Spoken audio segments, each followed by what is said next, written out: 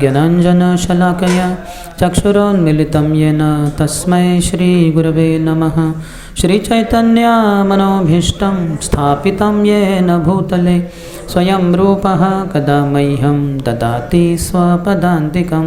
वन्देऽहं श्रीगुरोः श्रीयुतपदकमलं श्रीगुरोन् वैष्णवांश्च श्रीरूपं साग्रजातं सहगणा रघुनाथान्वितं तं सजीवं साद्वैतं सावधूतं परिजनसहितं कृष्णचैतन्यदेवं श्रीराधाकृष्णपादान् सहगणा ललिता श्रीविशाखान्वितांश्च वाञ्छाकल्पतरुभ्यश्च कृपासिन्धुभ्य एव च पतितानां पावनेभ्यो वैष्णवेभ्यो नमो नमः। जय श्री कृष्ण चैतन्य प्रभु नित्यानंद श्री अद्वैत गदाधर श्रीवासादि गौरभक्तवृंद। हरे कृष्णा कृष्ण कृष्ण हरे हरे, हरे Ram Ram Ram Hare Hare.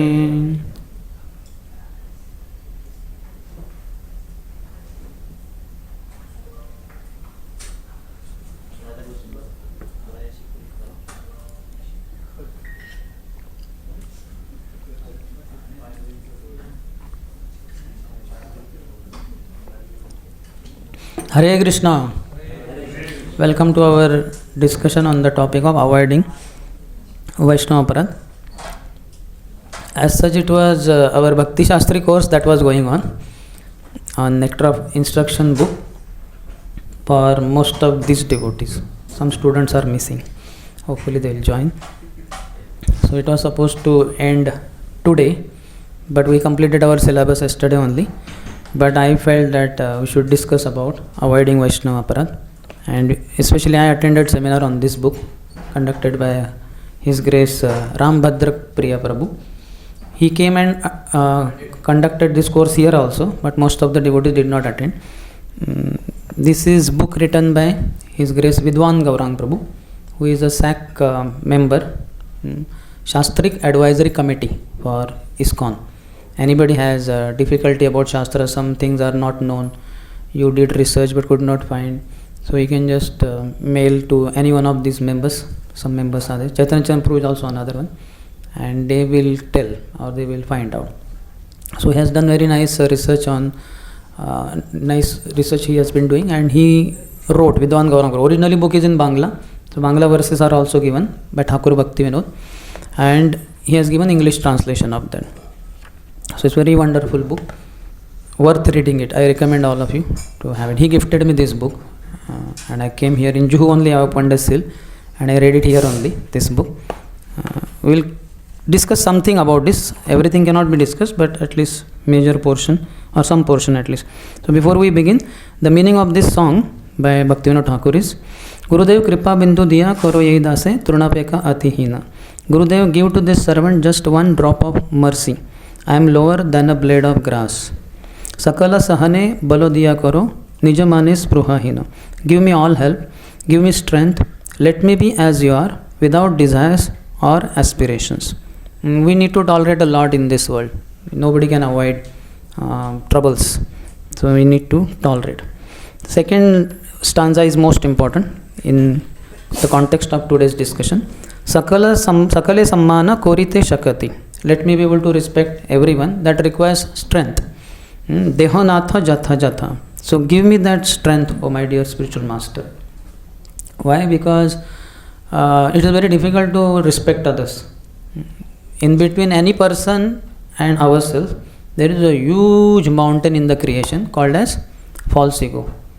To pick up this mountain and keep it aside, to have wonderful relationship with anyone, is next to impossibility. Externally, superficially, we may give respect because of our own ulterior motives, something to be gained from that person. So we may just speak some sweet words. But to actually respect anyone is very difficult because the false ego does not allow. False ego makes one thing: I am the best person in the creation. So let me have that strength. I don't have the strength. You please award me the strength, my dear spiritual master. Tabe to gaibo harinama sukhe. Then only I will be able to chant the holy name happily. Now we chant holy name in a miserable way. Hare Krishna, Krishna Krishna, Hare Hare, Hare Rama, Rama Rama, Hare Hare, Krishna Krishna, Krishna Hare Hare, Rama Rama, Rama. I think I should drink a glass of water. So much disturbance, sleep comes and mind wanders, mainly because of the offenses. Last line says that Aparadha habe hata. All the offenses would have been destroyed. Then I can chant the holy name happily. Tabe to gaibo harinama sukhe. Kabe heno krupa lobhiya ye jana krita to hoibe natha. When will such mercy fall to this one who is weak and devoid of intelligence? Shakti buddhi hina ami atidina koro more atmasat. Allow me to be with you.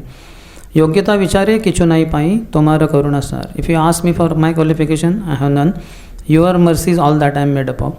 Karuna na hoile kandiya kandiya. If you are not merciful to me, I will only cry, cry, cry.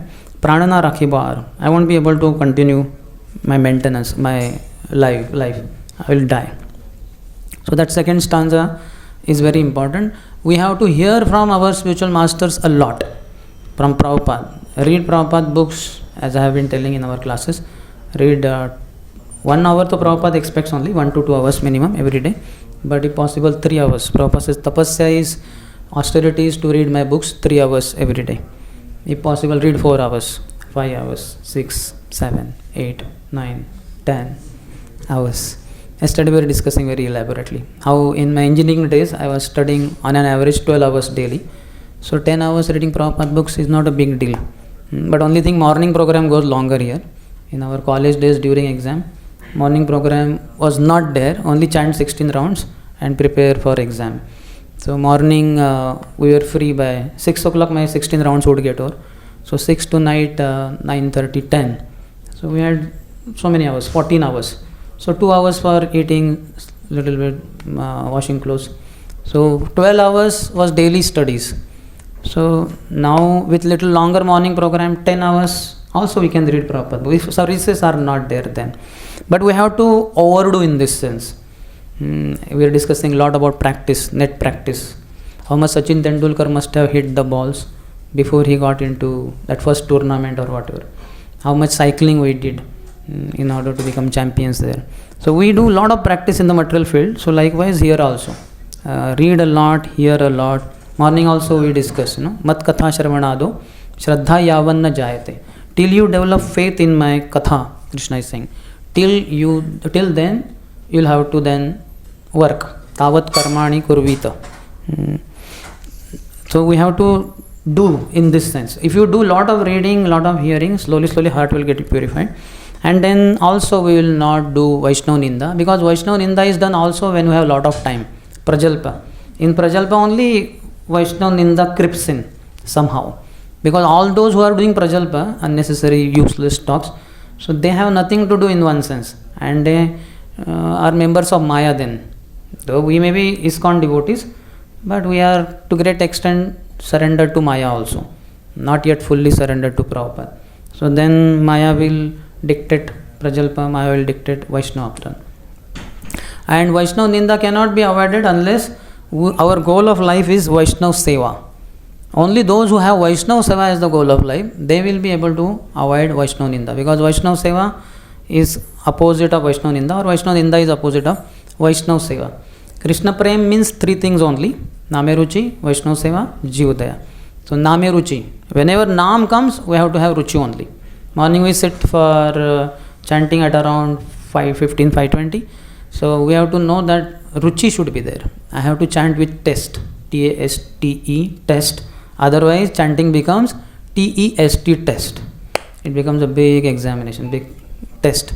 And we fail that test. So we have to develop test. And second is Vaishnava Seva. Third is Jivdaya, being compassionate to other living entities. So give them Krishna. Preaching means 3 things only. Either give holy name, street sankirtan, or you just chant loudly, your japa also. And second is give prasadam or give Prabhupada books. So these are the 3 ways of preaching. So keep doing these 3 things with everybody, every jiva that you come across. Don't spare anyone. If nothing else, at least say Hare Krishna Prabhuji or Hare Krishna Mataji. At least give Hare Krishna to them. Preaching means giving Krishna. Best is, as I said, give book, give prasad or give Harinam. If not, at least shortest is Hare Krishna. We are Hare Krishna people. And if we only don't say Hare Krishna, what kind of Hare Krishnas are we? So anybody you come across, you say Hare Krishna to them. Mahaprabhu has said, Jare dekho tare kaho Krishna Upadesh. You have to give complete Upadesh, instructions of Lord Krishna, that is Bhagavad-gita. Now we may not have that much time, so we give Prabhupada book, Prabhupada only will preach to him. If not, then at least say Hare Krishna then. So something you have to give. Vaishnava means Seva, Jiv means Daya, Nam means Ruchi. This is the formula. We have to memorize this formula and practice it in life. So Vaishnava Ninda is opposite to Vaishnava Seva. Any Vaishnava I don't want to serve, I will offend him by default. So we have to avoid it. So this is criticism of Vaishnavas, this book, an excerpt from an article entitled Vaishnava Ninda, published in Sajjan Toshani in 1893 by Srila Bhaktivinoda Thakur. 1893, 100 and around 30 years back. We were there, but we were not with Bhaktivinoda Thakur. So we did not attend the seminar, so we are attending today. I will cover some things, and through your questions we will discuss something more. If you have question, raise your hand. Mic we have, will circulate. At the end we may not have time left, so now only anytime anybody has question, raise your hand, then mic will be given to you and you can ask the question. So the verse for this you can repeat after me. Jadi Vaishnava Aparadh Uthe Hati Mata Upade Va Chinde Tar Sukhe Jaya Pata. This is in Chaitanya Charitamrita by Srila Krishnadas Kaviraj Goswami, Madhya Leela. Rupa Shiksha, Chaitanya Mahaprabhu is instructing Srila Rupa Goswami on the bank of Ganga Yamuna Saraswati Sangam, Trimeni Sangam in Prayagraj for 10 days. That formed also basis for Rupa Goswami's writing all the literature. But there Mahaprabhu is telling him that same morning we quoted, Brahmanda Brahmita Kono Bhagyavana Jiv. That is 150th verse, 51st verse, then 52nd, 53rd. This is 56th and next 57th verse. Just after that 5-6 verses later. When we are cultivating, developing, nourishing this Bhakti Lata, which we are growing in the garden of our heart. This heart is compared to garden, and in that we receive the bij, the seed from Guru Parampara. Seed means what? Bij means what? Methods, rules and regulations. This is what is called as Bhakti Lata Bij. How to perform bhakti, the methods, performance of bhakti, how to perform, and rules and regulations. What are the do's in my bhakti, what are the don'ts, things to be performed, practiced, things to be avoided. All these forms Bhakti Lata Bij. This is what we receive in Guru Parampara. Then take that bij, sow in the soil of your heart, and then water it with the water of Shravanam Kirtanam. Hearing and chanting. Keep on hearing, keep on chanting, like that. Spend the whole life like this. Then Bhakti Lata, that bij will grow into sprout. It will start going up, up, up, up. It is a lata. It is not true. It is not tree. Like Bhakti Vriksha we hear the concept in preaching. But this is Bhakti Lata. So Bhakti Lata requires support. It will go up, up, up. It will cross this entire earth. Then earth has, or this material world has 7 layers. Earth, water, fire. Each one 10 times thicker than the earlier one.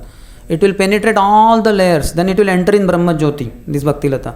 Then it will go beyond the Brahma Jyoti to Vaikuntha planets. It will cross all the Vaikuntha planets.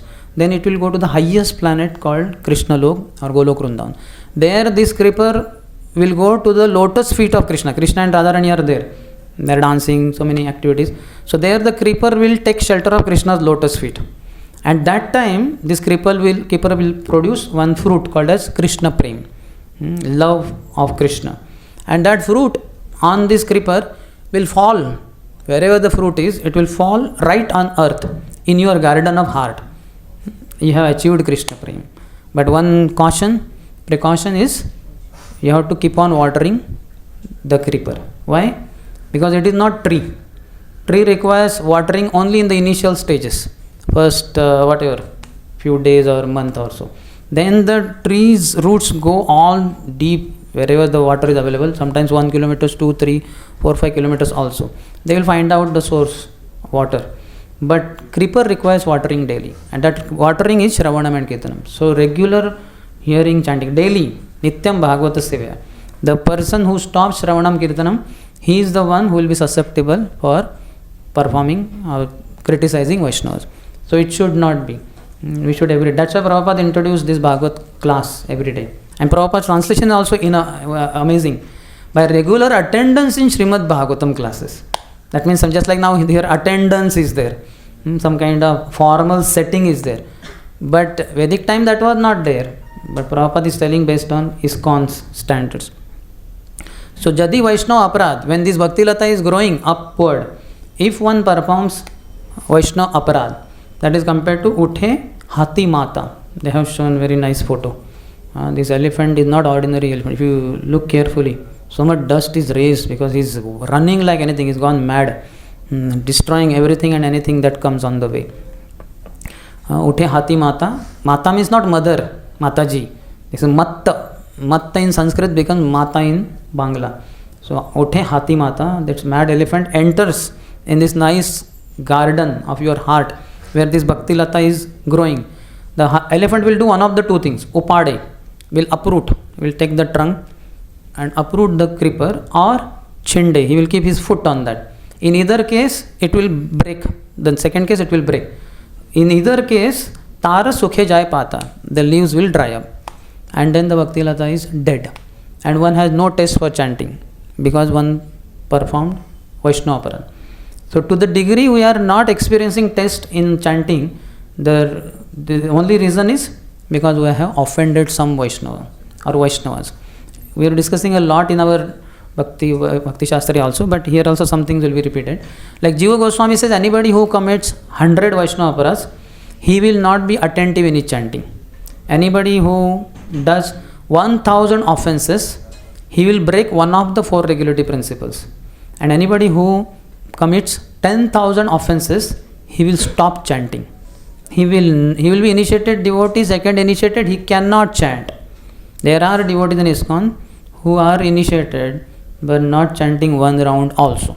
Not one round. They are not touching only their bits because offenses are too many.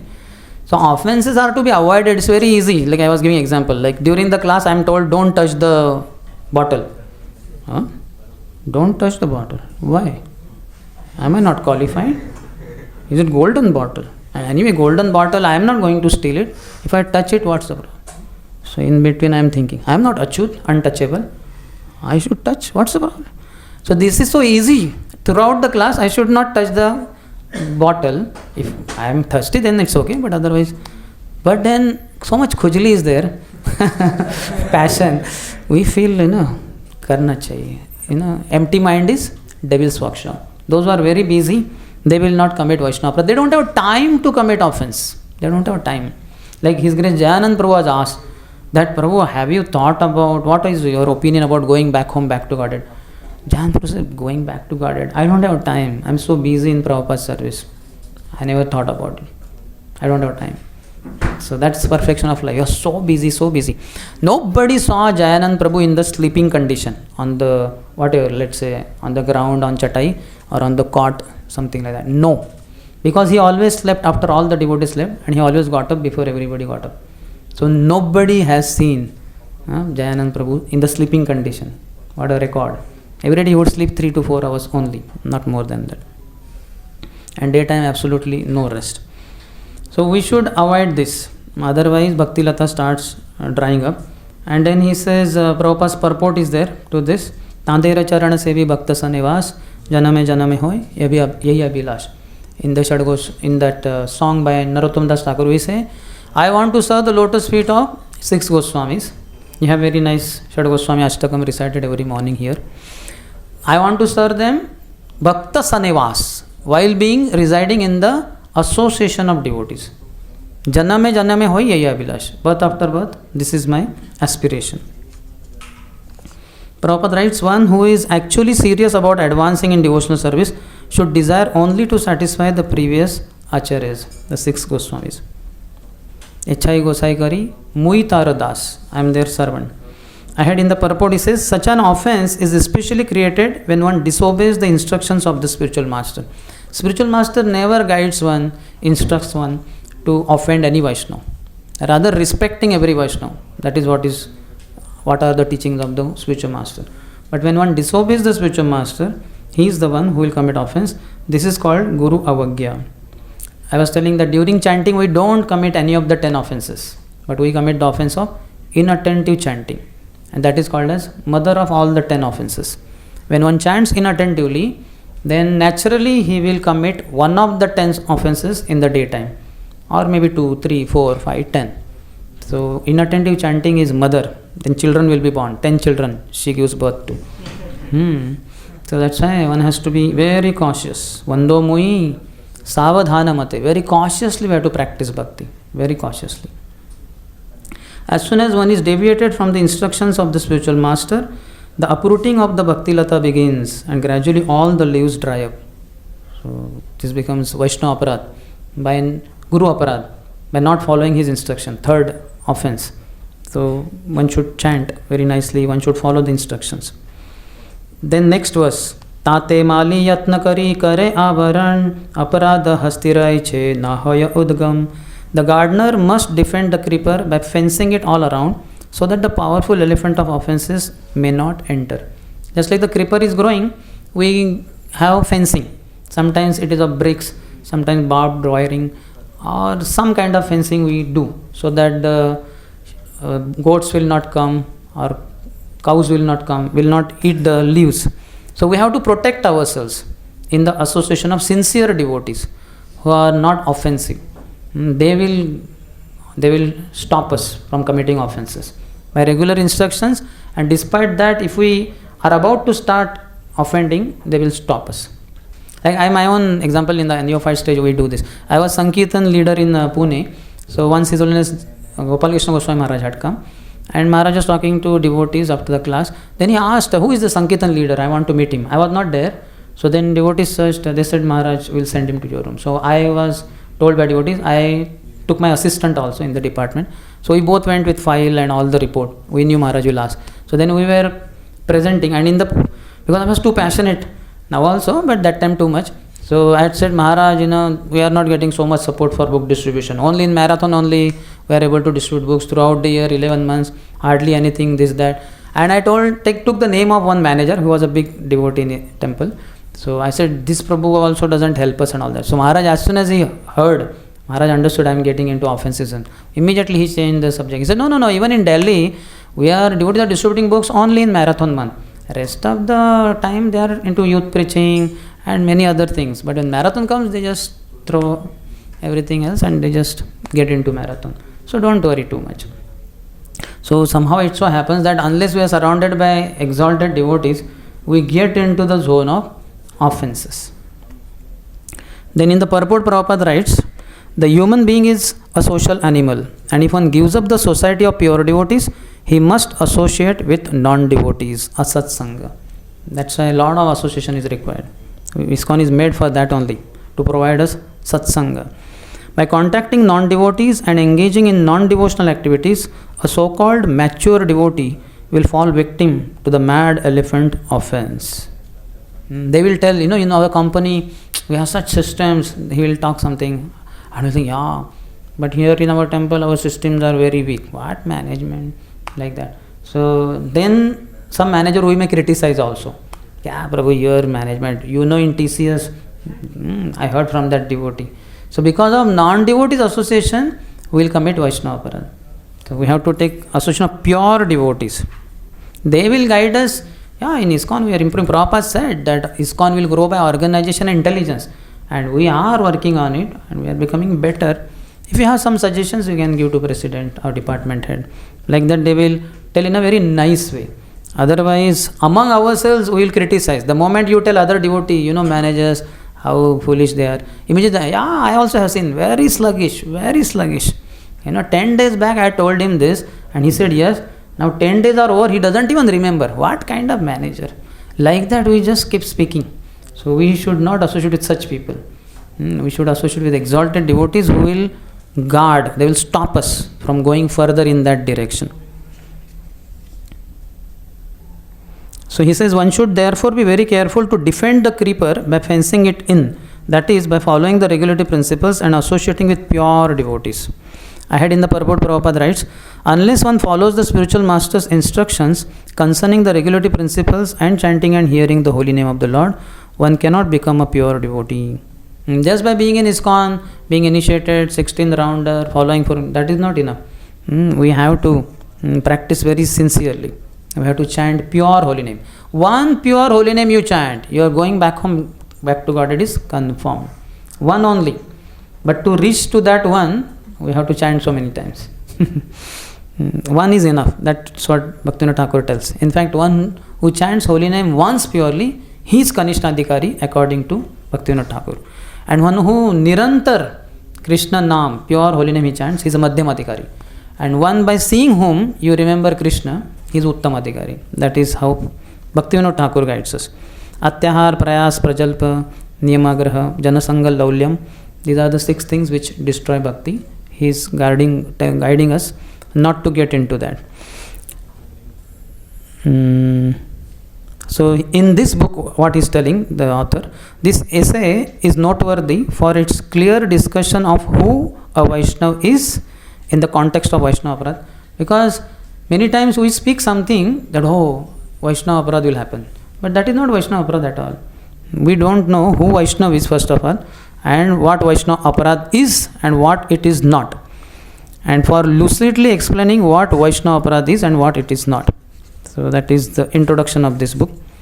So now we'll get into the book. Basically, this is the essay written by Bhaktivinoda Thakur in Sajjan Toshani in 1893, and it has 26 sections. It's all in Bangala. I think I can read in Bangla and explain. We have English. Maybe I will just read English only. Something we can read. जीव यत प्रकार अपराध करिते पाबेन तन्मध्ये वैष्णव निंदा तुल्य are भयंकर अपराध नहीं. Whatever offenses you may commit, there is nothing equivalent to Vaishnava aparadh. There are seva aparadhs. Pujaris do that. Pujaris do that means pujaris may do that. Like if you don't knock the door and enter in the altar when the Lord is sleeping, it becomes aparadh. Like that, there are 32 seva aparadhs. All seva aparadh means deity worship aparadh. They will be performed by, they will be committed by the pujaris mainly. Then there is dham aparadh, then guru aparadh. Naam aparadh is the worst, and in that worst is Vaishnava aparadh. अतएव वैष्णव निंदा कहा के बोले यहाँ यथा शास्त्र विचार करा आवश्यक. That's why what is Vaishnava ninda, that discussion becomes very important, because this is the worst thing. Anywhere we are there, 2 things become very important. One is how to progress in that path, and the second is what all are the obstacles. Just like in business, how to flourish in business, many tips. But then what are the potential dangers also? How in case a recession happens, or in case competition increases in that particular field of business. So all those things also are very important. Then he quotes 2 verses. Nindam kurvanti ye mudha vaishnavanam mahatmanam patanti pitrubhi sardham maharaurava sannite. Anybody who commits Vaishnava aparadh to great souls, along with his forefathers, he will fall down in Maharaurav hell. So we, especially those who are in male bodies, supposed to do Pindadan and all that and deliver your ancestors. But if we commit Vaishnava aparadh, we will take all our ancestors and go to Maharaurav hell. They will also suffer because of us, because of producing unique sample like ourselves. So we should not do that. Hanti nindanti vaidveshti Vaishnava nabhinandati krudhyate yati no harsham darshane patanani shat. Only 6 kind of Vaishnava aparadhs happen. First is Hanti, killing a Vaishnava. There are some people, some devotees also, who have done that mistake, killing a Vaishnava. This is worst, grossest, which hopefully we will not do. Hanti. Second is Nindanti. that is criticizing devotees. So this will be verbal. And when will that be? Mainly when devotee is absent. Prabhu, you know what did that devotee do? That day I saw he was stealing Mahaprasad. What a thief he is. Something like that. So we have to be careful. Our tongue is very dangerous. Hanti is physically killing a devotee. Hopefully we will not be that gross. But second is most likely that devotees do also, criticizing other devotees. Krishna says, Macchitta madgata prana bodhayanta parasparam katayantascha mam nityam tushyanti cha ramanti cha. My devotees, their lives are dedicated to me. They always converse about me and give pleasure to each other. And they always, their minds are fixed on me. So bodily, mental, physical and verbal, all level devotees are engaged in Krishna Seva. But when we come together, what do? We start chugli. We start discussing. What about that devotee? What about this devotee? Within ISKCON also, hey, what's happening in Delhi temple? I heard something like that. And what about this? What about that? Because we don't have anything Krishna conscious to share, naturally we'll share Maya stuff. Hare Krishna. Maya stuff only we'll share then. Either we have Krishna, we are Krishna conscious, or we have Maya, we are Maya conscious. If we are not Krishna conscious, we'll be Maya conscious. We don't share from Bhagavad-gita, Bhagavatam, we'll share from some kind of mundane news, some kind of social discussion. ISKCON is also society. So we should not socialize too much, social life. We should mind our own business. Have I read Prabhupada books 1 to 2 hours today? So why am I speaking then? If not, keep quiet, shut up. I was telling devotees that put a tape on your lips, sellotape or electric tape or any other tape like that, and write something there. So when your friend comes closer and he asks some question, then you are not speaking anything. And he's wondering, he comes closer and then he finds there is a tape there and something is written. So he reads there, not fit for speaking. Unfit for speaking. And he removes, Hare, what is this, Prabhu? What's the problem? You are fit only for speaking. You have spoken so many things. At least this natural tape, don't open it. I was telling, put Fevicol on your lips. Don't put Feviquick. It will be permanent closure. But like that. Because if you have not read Prabhupada books, nothing has gone through years, we are not qualified to open the mouth. Otherwise we will end up in criticizing devotees. Handi nindanti vai dveshti. Hating devotees. So hate is within. Hatred is within. Criticism is in the mouth. Hanti is physical. So they are all grossest, subtlest, all that. Then Vaishnava na abhinandati. Not welcoming Vaishnavas upon seeing them. So that's why I said, any Vaishnava you say, see, Hare Krishna Prabhuji, Hare Krishna Mataji, this much you say. Give little smile if possible. Doesn't cost much, isn't it? Hare Krishna you should say. Not like this. Because we have some enmity. We don't like that devotee. We don't want to see his face also. So this is not good. People have fallen down from there. Just like in earlier times, there were some fanatic brahmacharis and sannyasis, not knowing what. So they hated women. Matajis, they might have said or whatever, but inside so much hatred that sometimes Matajis are coming on some kind of path and these brahmacharis and sannyasis, whatever, either single or few of them are going, and they saw Matajis, they would spit on the road. Thoo! And they would change the direction and they would go in other direction. So they were so they fell down from their bhakti practice. They gave up brahmacharya, they gave up sannyas. Because Krishna doesn't tolerate. They are Vaishnavis. Why are you envious of them? Why are you thinking they are very low class and all that? Who are you, by the way? So that is Vaishnava Abhinandit. So every Vaishnava we meet, we should at least greet Hare Krishna. Give some smile. What's the problem? That is fourth. Then Krudhyate, becoming angry on a devotee. This is also quite gross. You may but like this, like this, some face, frowning face, something that it is very clear that he is angry. And plus some words also will be there. What nonsense! You are a fool. So it will be It will be physical also and it will be verbal also. Krudhyate yati no harsham. And he says, becoming angry or distressed at them. Angry or distressed at them. Harsham, that means not harsham. Like this we should not. We should be happy. Any devotee is there, be happy. That is a sign of Madhyam Adhikari also. He has friendship with all the Vaishnavas. Some Vaishnavas may be senior to us, some equal, some younger. But irrespective of their external position, we should be happy. We should know they are our friends. All devotees are our friends. Materialistic people, God hates us. They in one sense they are not good. They may make us forget Krishna. But all devotees are our friends. Ishwareshu tadadineshu balisheshu dusashu cha prema maitri krupa upeksha yah karoti samadhyama. Prem towards Krishna, maitri towards Vaishnavas, then krupa, being compassionate, kind to balish, those who are innocent, though materialistic. They may be sinful also, they may be eating meat, but when you say Hare Krishna, they say Hare Krishna. So they are innocent. They can be preached, they will become wonderful devotees. Many of us were also in that category only. We might have been eating meat, we were drinking tea, we were breaking regularity principles. But we were okay with Krishna, Ram and all that. And that's how somebody preached and we became devotees. So we should not hate these people.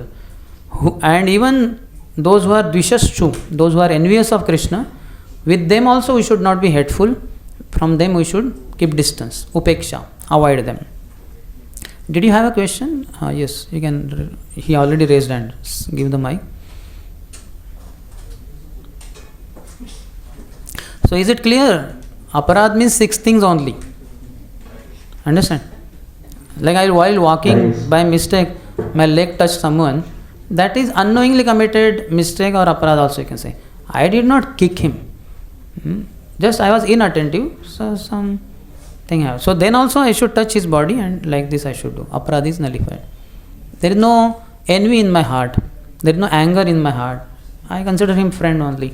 So that is not such a big problem. Offenses means these 6 types only, one of the 6. Yes, Prabhu. Hare Krishna. मेरा प्रश्न ये है कि व्यक्ति के अंदर तो अनर्थ ऑलरेडी है ना, तो व्यक्ति अनर्थ होते हैं, लेकिन व्यक्ति बाह्य से जो क्रिया करता है, नाम जप करता है, भागवतम पढ़ता है, कोई पुस्तक पढ़ता है, भक्तों से चर्चा करता है, लेकिन अंदर तो पाप क्रिया कर रहा है. जैसे कि कोई भक्त है, इंटरनेट में किसी से बात कर रहा है, गलत कार्य कर रहा है, गलत चीजें देख रहा है, और बाह्य से वो व्यक्ति नाम जप कर रहा है, क्रिया कर रहा है, ठीक है, तो वो व्यक्ति भी तो अनर्थ ही कर रहा है ना, एक तरफ से देखेंगे. वो उसका बिजनेस है, आपका बिजनेस अपने अनर्थ बढ़ाना नहीं है. लेकिन हमारे में भी कभी कभी ऐसी क्रिया हो जाती है, तो उसको हम कैसे डेवलप कर पाएंगे? Patience is required. That I have anarthas, I have sinful tendencies and all that. और भक्ति करते रहना है. भक्ति से ये सब नित्यम भागवत से नष्ट प्रायेषु अभद्रेषु, abhadas will keep reducing. That point will come. What all, how a devotee commits sinful activities in 4 different ways. So seeing that leads to our becoming offensive. See, he is doing pap and you are doing Vaishnava Apradh. You are in bigger trouble. He is not in that much trouble. तो इसलिए आपको ज़्यादा सावधानी की ज़रूरत है. और कभी कभी प्रभु ऐसा होता है कि एक रूम में 5 डिवोटी रहते हैं, तो ब्रह्मचर्य आश्रम ही होगा शायद. ठीक है, चलो. नहीं प्रभु, उदाहरण. हाँ, ठीक है. कोई व्यक्ति 5 व्यक्ति रह रहा है, लेकिन एक व्यक्ति डेली मंगला आरती जाता है और 4 व्यक्ति मंगला आरती नहीं जाता है, ठीक है. वो व्यक्ति के अंदर तो अहंकार रहता है ना कि मैं मंगला आरती नहीं जाता, ये जाता है डेली, तो वो भी तो अहंकार को बढ़ा करता है. वो अहंकार कैसे डाउन करेगा व्यक्ति? सबके लिए नित्यम भागवत सेवा नष्ट प्रायेषु अभद्रेषु. That is the next sloka, 1 to 19. This is 1 to 18. 1 to 19 says tada rajastamo bhavaha kamalobha adayasyaye chete eter anaviddham sthitam satve prasithati.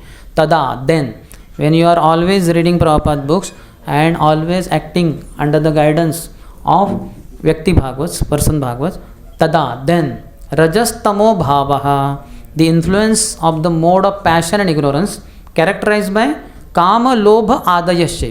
Now all 6 cannot be written in just 2-3 words. Lust, pride, greed, envy, anger, illusion. So he's just giving a sample. Kama, Lobha, Adayasya. Lust, greed, etc. Other 4 are included. Sthitam Sattve Prasidhati. One will be situated in the mode of goodness and Prasidhati. He will be cheerful. He will be very blissful, happy. हमें अपने को देखना है. दूसरों के fault देख के हमारे फॉल्ट्स बढ़ जाएंगे. But when we see faults, I have so many faults, then you will think about how to get rid of these faults. And you will approach some seniors, books, and then you will work on it. And your faults will reduce. Don't see others' faults. When the faults, yesterday I was telling, like let's say during lecture I am doing like this in between. So what do you understand? Prabhu has headache. In between lecture I am doing like this. So what do you understand? Maybe he has fever. In between the lecture I am doing like this. So what do you understand? I have backache. In between the lecture I am sneezing. What do you understand? He has cold. So fault finding is the symptom and the disease is envy. So when you see fault in anyone, you have envy in your heart. Anyway, that is the first in, last out. First thing Jiva develops is envy. Ichha dvesha samuttena dvandva mohena bharata. And in this life, in this body, our lust can go, greed can go, anger can go. Envy will not go. Envy is the last thing to go. When envy goes, you will go back home, back to garden. So envy is very difficult, and envy is seen by fault finding. So don't see faults in others. If at all you have to see faults, see in yourself. So many faults are there. So many faults. So many. Incountable. I mean, you cannot count also. I was telling how all of us, like how many of you, those who know the exercise, they will not repeat, but others. How many of you have parents who have spectacles? Raise your hand. Yeah, mother or father will have. How many of you have parents whose some hair are white? Some few at least. How many of them, their teeth are slightly weak, not strong like you? Yeah, they are old, they will be like that only. How many of you have parents, some mole is there somewhere on the body, somewhere? So many faults are there in parents. Do we ever see those faults? Never. Why? Because we love them. When you have love for anyone, you don't see any fault. Like some Matajis have, some parents have very black children, ugly children. Means when you look at those children, but that mother loves that child like anything. She loves him, and he also loves mother. For that matter, crow mother also loves her crow baby. And when you look at that crow baby, what is this? You don't love crow baby, so you feel all awkward.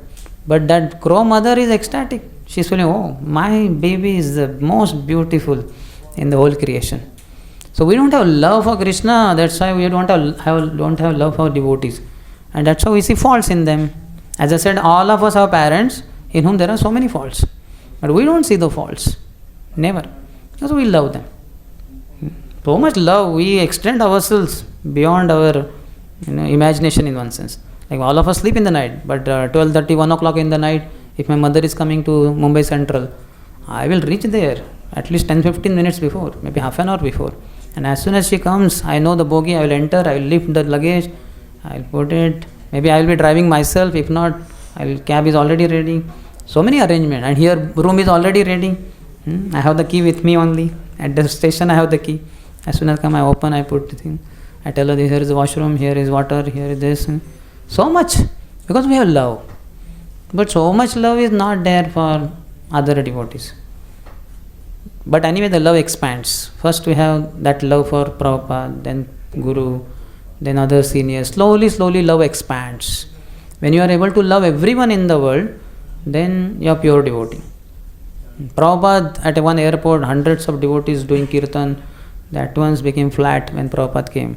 And the servant said, Prabhupada, everyone loves you so much. Prabhupada said, yes, because I love everyone.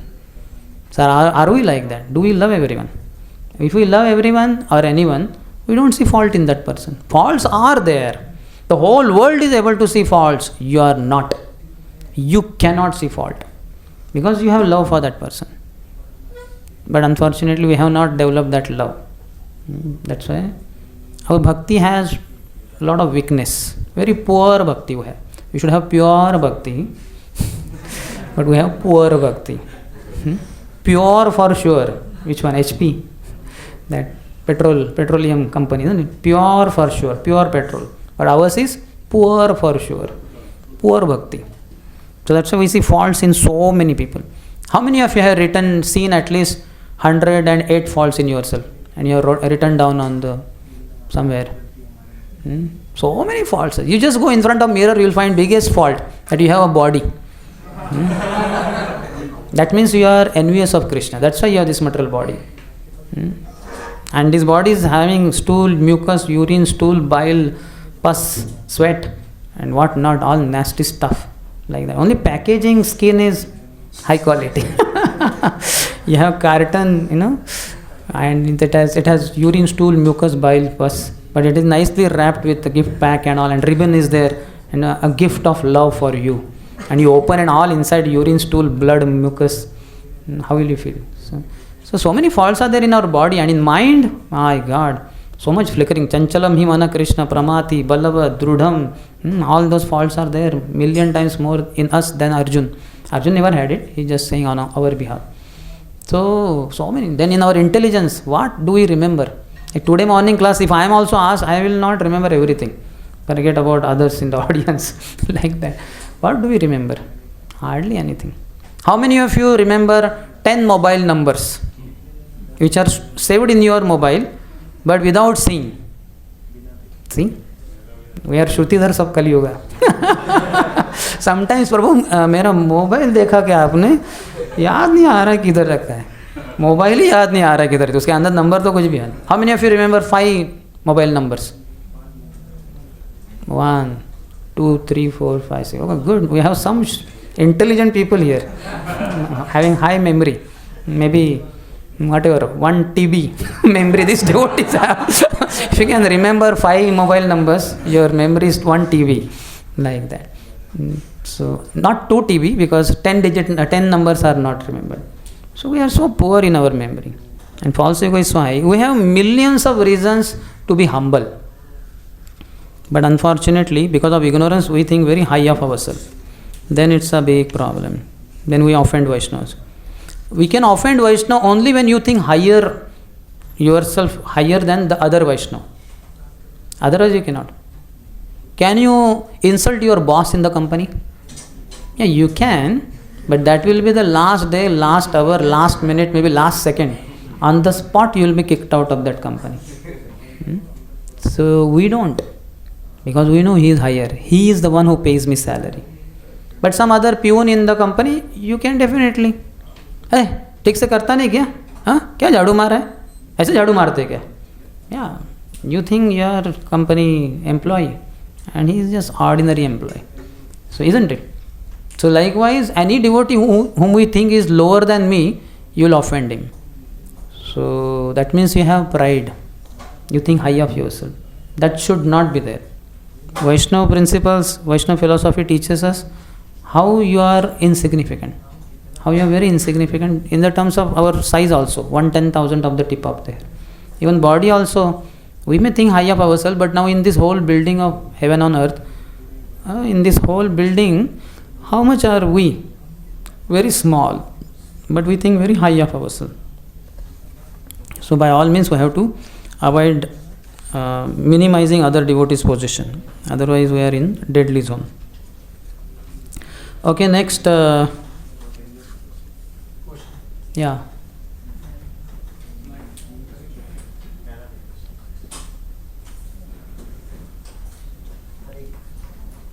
Hare Krishna. Just like you mentioned of the example of Gopal Maharaj, we were not ready to hear the faults of a devotee. But sometimes when we are in managerial position, we have to hear the faults. Just like in fight, suppose second year boy, yes, he is watching some bad side, eating outside, and his facilitator is complaining to us. We have to put this fault to Brahmachari who is coming that center. So we have to hear that fault. So yeah, but that we don't take it seriously, in the sense he has it, you don't have it. Why are you holding it in one sense? You just have to inform the other devotee. They will do the needful. Why do you see that fault? And these faults are nothing. One holy name removes millions of lifetimes of unimaginable number of sins. This is just one sin. We don't have to worry so much. But he is watching and we have to take the action. He is watching, you are not watching. Action, if you have to take, you can take, but in a proper way, not criticizing him, not blaspheming him, in a proper way. And you can be like elder brother and say that, Prabhu, is it going to help you?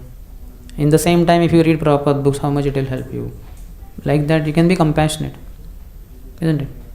Otherwise, what you'll do? You'll kick him out of the youth center and you'll be happily dancing inside. And you find nobody is dancing around because there was only one devotee in the voice. He was the one and whom you kicked out. And there's no one to assist you. Every devotee is very important for us. There are faults in everyone. Kaler dosha nidhe rajan asti he ko mahan guna. Do you not have any fault? Yeah.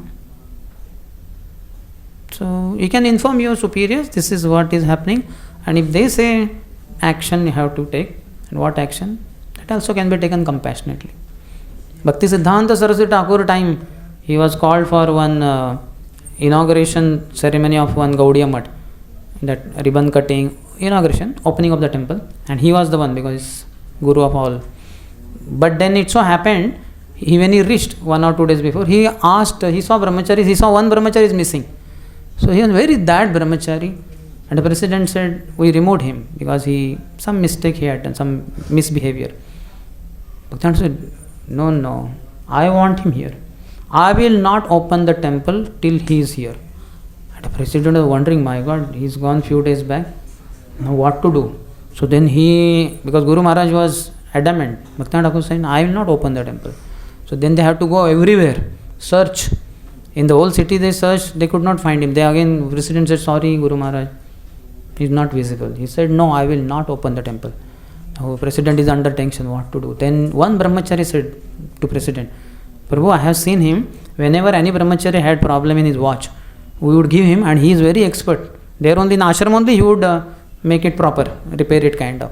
So I think he must be working in some watch repairing shop. So then president sent all the brahmacharis to watch repairing shops only. And sure enough, in one watch repairing shop, he was working there in repairing watches. So then brahmachari said, please come, Guru Maharaj is calling you. And he was crying, Guru Maharaj is calling me. So he came back, he bowed down to Bhaktan Thakur.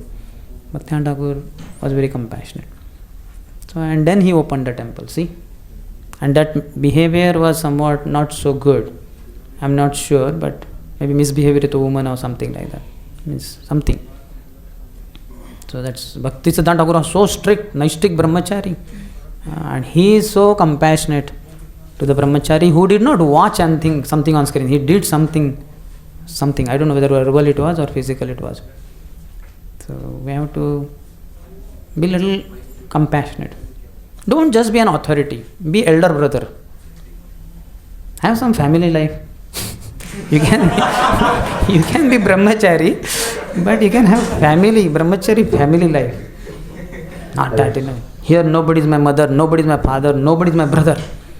Only I'm just wait for them to commit some mistake and I'm ready. My lotus foot is always ready to kick them. So don't have that kind of hard-heartedness. With this hard heart, like this. When you sit for chanting, suddenly you will turn the knob and make it very soft. Hare Krishna, Krishna, Krishna, Hare Hare, Rama, Rama, Rama. Will that happen? It is the same heart. Same thing will continue. He has committed mistake. I have to kick him. Yesterday I could not kick him because time was not there. Today Muhurta is also there, time is also there. I'll definitely kick him. And then you are chanting. You will be kicking there. And Maya will give you kicks by sleeping and all that. You have to have a very nice attitude. Attitude of gratitude inside. Should be grateful. Do you see so many services he rendered? Okay, some mistake happened. But before that, what not services he did? He is getting up in the morning, he is doing this, he is doing that. Positive side, how much we see, and how much just one mistake and just making one spark into fire, or what they call mountain out of mole or something. And then that means how much fault finding tendency is there and how much that nature is. So that has to be, isn't it? So many things. Bhaktivinoda Thakur was sometimes angry with somebody And then he went, and then president said, we'll remove him from temple. Bhaktivinoda said, no, you have to be kind. Like that. Other way was also there. He told the president to be kind when he was angry on someone because of some mistake. You understand? Yes. हरे कृष्ण। रोज कभी friendship में अपराध के बारे में जो बोल रहे थे कि किसी को देख करके मुंह ऐसे नहीं घुमाने का, वैसे नहीं घुमाने का, नहीं, एक ही जनरली ऐसे ही घुमाते, ऐसे घुमाते नहीं बैठते। वो इधर है तो इधर घुमाते, वो इधर है तो इधर घुमाते। यही एक ही एंगल में घूमता है वो जनरली। पता नहीं आप कैसे करते हैं। मैं अपना स्वानुभव बता रहा हूँ। तो कभी कभी क्या होता है, फ्रेंडशिप तो बहुत लोगों से होता है, लड़की से भी लड़का से भी, तो कभी कभी अनबन हो जाता है। तो दोनों में ऐसा मनमुटाव होता है, वो भी डिवोटी है और सामने वाला डिवोटी है। तो अनबन के कारण एक दूसरे में ऐसा हो जाता है, कभी वो नहीं देखना चाहता, कभी ये नहीं देखना चाहता, चाहती जो भी है। तो इसको भी क्या वैष्णव अपराध में गिनती करेंगे? वो किस प्रकार के वैष्णव हैं, accordingly then it is called as severe और लेस सीवियर ऑफेंस। जीव अपराध भी होता है। You cannot offend other Vaishnava, other jivas also, including on donkeys, dogs, hogs. They are all wonderfully assisting in Lord's nature also. But now the devotee you are talking about, what kind of devotee is he? Based on that, your offense will be severe or less severe. That depends on who he is. Here the Kanishtadhikari means one who chants pure holy name at least once in his life, and he is going back to Godhead for sure. And he has absolutely no tendency to commit sin also. No desire to commit sin. Here very high level of description is there. And then Madhyamadhikari is always chanting pure holy name. Uttamadhikari, just by seeing whom you remember Krishna. Others remember Krishna by seeing pure devotee, Uttamadhikari. So mostly your devotee doesn't fall in the Kanishtadhikari level also. So such a devotee is called as Vaishnava Abhas. He is chanting 16 rounds, Bhakta Bhas. Abhas, like Nam, Namabhas, like that Bhakta, Bhakta Abhas. He is practicing. But to the degree he is practicing, to whatever degree sincerity, to that degree your offense will be punishable by Krishna. Yes. Hare Krishna. Sometimes many devotees use some trick to give us seva. You are the most fortunate person on planet Earth. Because you are not ready to do service, but he is stretching his intelligence like anything, and he has found out a trick and he is tricking you. You are very fortunate. Congratulations, Prabhu.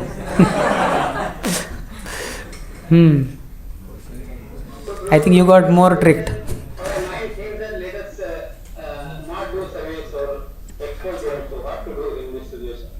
You should always want to render service, because every morning we say Seva adhikara diye koro nijadasi. So morning you are saying please give service, and daytime no service. It's very contradictory. You should want to render service always, 24/7 throughout life. But it is understood, because we have taken up lot of this Varnashram what we are discussing today morning. We don't have faith in Krishna. So we have a lot of worries and necessary, accordingly then job, etc., which requires time. So you may not be able to serve, you may not be ready for that service. So you can tell, bro, I want to do this service, but what to do? I have job, or I have my studies, or exam is there. So sorry, today is difficult. Is it okay after 5 days or after 10 days? Something like that. So that way is okay. But desire to serve should always be there. In chanting Hare Krishna also we are saying, oh Lord, please engage me in your loving devotional service. 2 hours we are crying, please give me service, please give me service. And as soon as chanting is over, some manager comes, Prabhu, service, please don't give me service. What is this nonsense? Every time you catch me only. Nonsense. There are so many other devotees in ISKCON. Why you catch me only? And Krishna and Radharani will be wondering, क्या पागल है ये? 2 घंटा रो रहा था, सेवा दो, सेवा दो, सेवा दो. हाँ, सेवा दिया तो तुरंत. So think about your life. Are you walking your talk? Like if I tell you, I love you. Hello क्या बोला? I hate you तो नहीं बोला था, I love you बोला. ये कैसा लव है? बाप रे, आपका लव बहुत खतरनाक है. कृपया हमें मत लव दीजिए, किसी और को दीजिए वो लव जो सहन कर पाएगा आपके लव को. तो you see, you are saying I love you, but the way it is said, किसको लगा वो लव? सब डर गए, क्या बोला? सबने सोचा होगा शायद आई लव यू बोला था, आई लव यू. लेकिन ऐसे कभी आई लव यू बोलते हुए किसी को सुना ही नहीं जीवन में. आई लव यू था कि नहीं था? नहीं, आई लव यू था लेकिन लव नहीं था. Like that. So you should think about your life, what you are doing and what you are saying. I am saying give me service, and as soon as service comes, no, why are you catching me? Yesterday night also you caught me. Again morning, what is this? So think carefully. So it is understood we have so many other things which we think are more important than service, which is our foolishness. Maya has tricked us that way. So but tell, Prabhu, I want to do this service, but I am little attached to my studies and exams and getting good scores. So exam is just for 10 days. I promise you, after exam every day I will serve for 2 hours. Just for this 10 days you spare me. Is it okay, Prabhu? And he will say, okay, Prabhu. Chalo, no problem. So like that. And then after exam anyway, you should be doing that 2 hours minimum, as you promised. Okay, Prabhu? Huh? I think he went for service. No, he went for service. हाँ?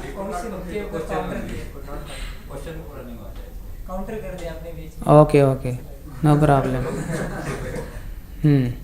Any other question? Can you please describe a little bit more difference between Nabhinandanti and Harshanti? When we meet a devotee for the first time, so that time I will read out the translation only. Those foolish persons who offend Vaishnava, great souls, fall into the hell named Maharaurav along with their forefathers. For those who kill Vaishnavas, criticize them, hate them, don't welcome Vaishnavas upon seeing them. So this is first interaction. So you have to welcome them. Abhinandati. Become angry or distressed at them. These 6 abominable activities become the causes of their fall down. So this is little more gross. Abhinandati is welcoming kind of, but then you become distressed. No harsham. So in general we should have harsham. Abhinandati means welcoming. Any devotee you see should welcome. Just say Hare Krishna at least. Got it? Prabhuji, we sometimes try to avoid some devotees. Those devotees may create associating with that devotee will create some kind of offense or some not wanting behavior with that devotee. So I know that this associating with this devotee will some kind of obstruction in devotee. Mismatch. A mismatch. Chemistry mismatch. Yeah, so you may keep distance. His Holiness Haldar Swami Maharaj says, keep distance, pay obeisances. So is it that You should have respect. In the heart, do you have respect for him? You should have.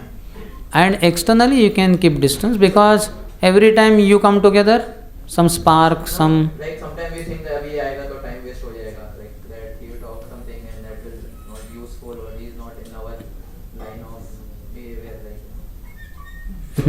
So okay, but pay obeisances at least. Will you pay obeisances to him? That is the point. Otherwise it is envy. So respect him. And also we should be able to, while dealing with devotees, we should separate them from their bad behavior or their bad something. These two are different. Somebody is very bad, he speaks always lies.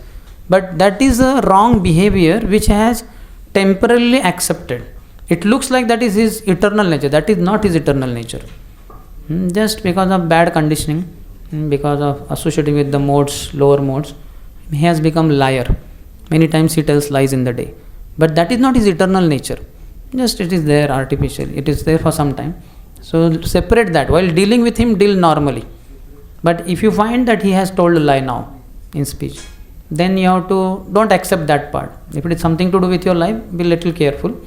But you have to separate the wrong behavior of the devotee from the devotee. Devotee is different and the wrong behavior is different.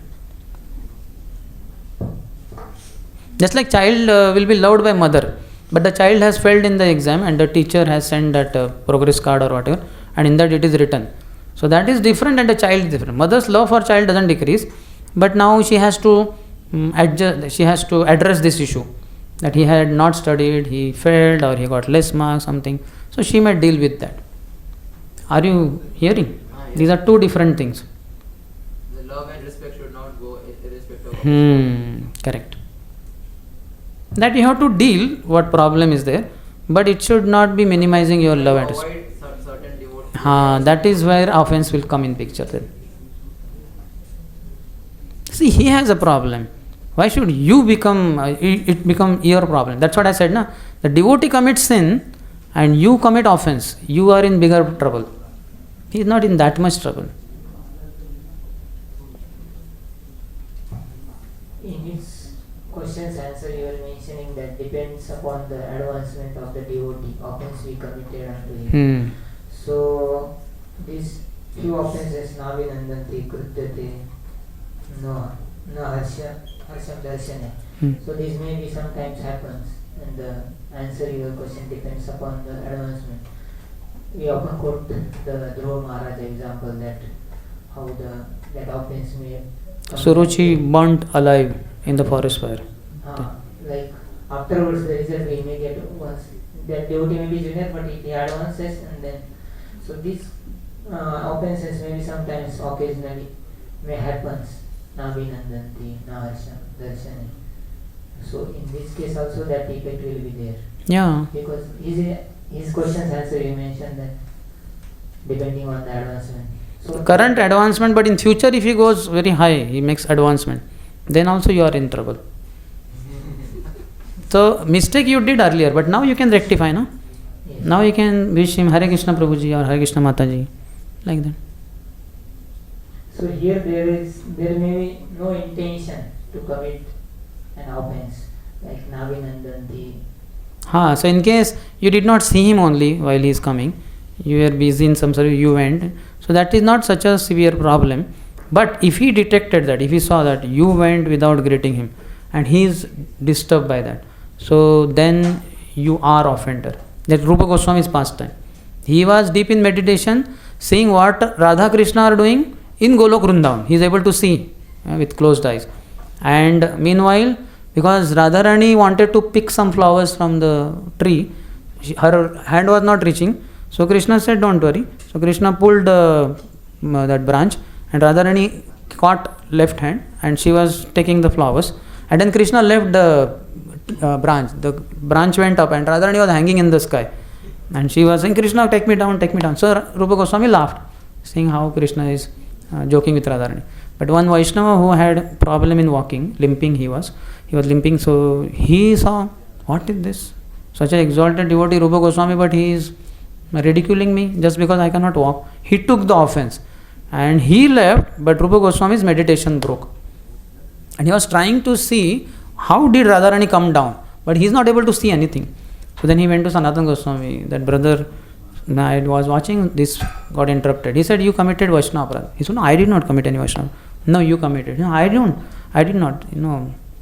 Unknowingly you have committed. Some Vaishnava is in trouble. He is disturbed. He said, then how to know? I don't know. He said, call all the Vaishnavas for Prasad. Prasad, every Vaishnava will come. Now for class, we have told here class. If you tell here in Vamshi Gopal, what it is, Vamshi Hall, if you have Prasad at 11 o'clock, my God. It would be such a huge crowd. So all Vaishnavas will come, but that Vaishnava will not come. So Rupa Goswami invited all the Vaishnavas. Everybody came, he did not come. And then Sanatana Goswami said, he is the one you have offended. Rupa Goswami said, I never interacted with him in the last few days. I have not. He said, no, go and find out. So he went, said, Prabhu, please come for Prasad. He said, no, it's okay. No, Prabhu, Prasad, everybody is invited. All Vaishnavas have come, why are you not coming? Then he said, that day you laughed at me. He said, which day? That day. Then he understood. And then he told him, no, Prabhu, I was not, my eyes were closed. I never saw you. You thought like that. And he told how I saw Radharani. Krishna was joking with Radharani. He said, oh, I thought you were laughing at me. Okay. Then again Rupa Goswami bowed down. He said, please come for prasad. Then he brought him, gave him prasad. And then after that Rupa Goswami sat and he could see how Radharani came down, how Krishna took her down. You may say, but that was few days back, na? No, Nitya Leela. So like that. Got it? So basically the other devotee takes offense, you will be in trouble. But don't worry about any devotee and every devotee. Listen, Prabhuji, you did not come for my birthday party. 5 hours we had such nice birthday cake cutting. You did not come. Or you came only for 5 minutes. So I am not happy with you. So that very simple devotee, sometimes they are quite in bodily concept of life. So such devotees feeling offended is not a big problem for you. You understand? That way many times devotees are practicing, they are performing emotional service. And very few devotees are practicing devotional service. Many devotees are quite emotional. प्रभु क्या आपने उस दिन मेरे तब देखा भी नहीं? किस दिन? उस दिन मैं किधर था? आप उधर टेम्पल के गेट पे थे और तुम किधर थे? मैं हेवन ऑन अर्थ ऊपर था। अरे गधे, तुझे क्या ऊपर देखते देखते मैं अंदर एंट्री करूँगा क्या? Devotees become too emotional. How many of you observed? A lot of emotional service goes on in devotee circle. Devotional circle, when chanting, nobody has tears in the eyes, no expression there. All emotion, Yesterday that devotee did not smile at me, like that. And I sent a message, but nothing, no reply came. Or bhakti is lot of screen bhakti. 10th type, Dashaveda Bhakti, Shravanam, Kirtanam, Vishnu Smaranam, and then screen Bhakti, screen watching. So, don't have to worry so much. One more just clarification in this context only. So, you mentioned sometimes management, some decision is taken and some devotees may not be happy with that. The morning GBC voting, example we are quoting, like that, suppose. Different level management maybe. So, in that context, whether it will consider as offense or... Any of these 6 are coming in there. Okay, some devotees are feeling bad. So, who are the devotees who are feeling bad? Who are the devotees? Are they practicing devotional service? Is it devotion or is it emotion? That has to be seen. These are two different things. Devotional practice is on soul platform. Emotional is many times mental platform, which is should be given up. They are not sthita pragya many times. Prajahati yada kaman sarvan partham anogatan atmannevatmana tushtas sthita pragyas tadochyate. One who gives up sense gratification, mental concoction, all varieties of desires springing from mental concoction. Such a person has steady intelligence. So whether that devotee has steady intelligence or he just only emotionally wishy-washy. That's what I made it clear also. Many devotees are practicing emotional service. Very few practice devotional service. So those who are really practicing devotional service, they are the ones who we may offend and then we will be in trouble. Emotional service meaning. Okay? Okay, so little ahead.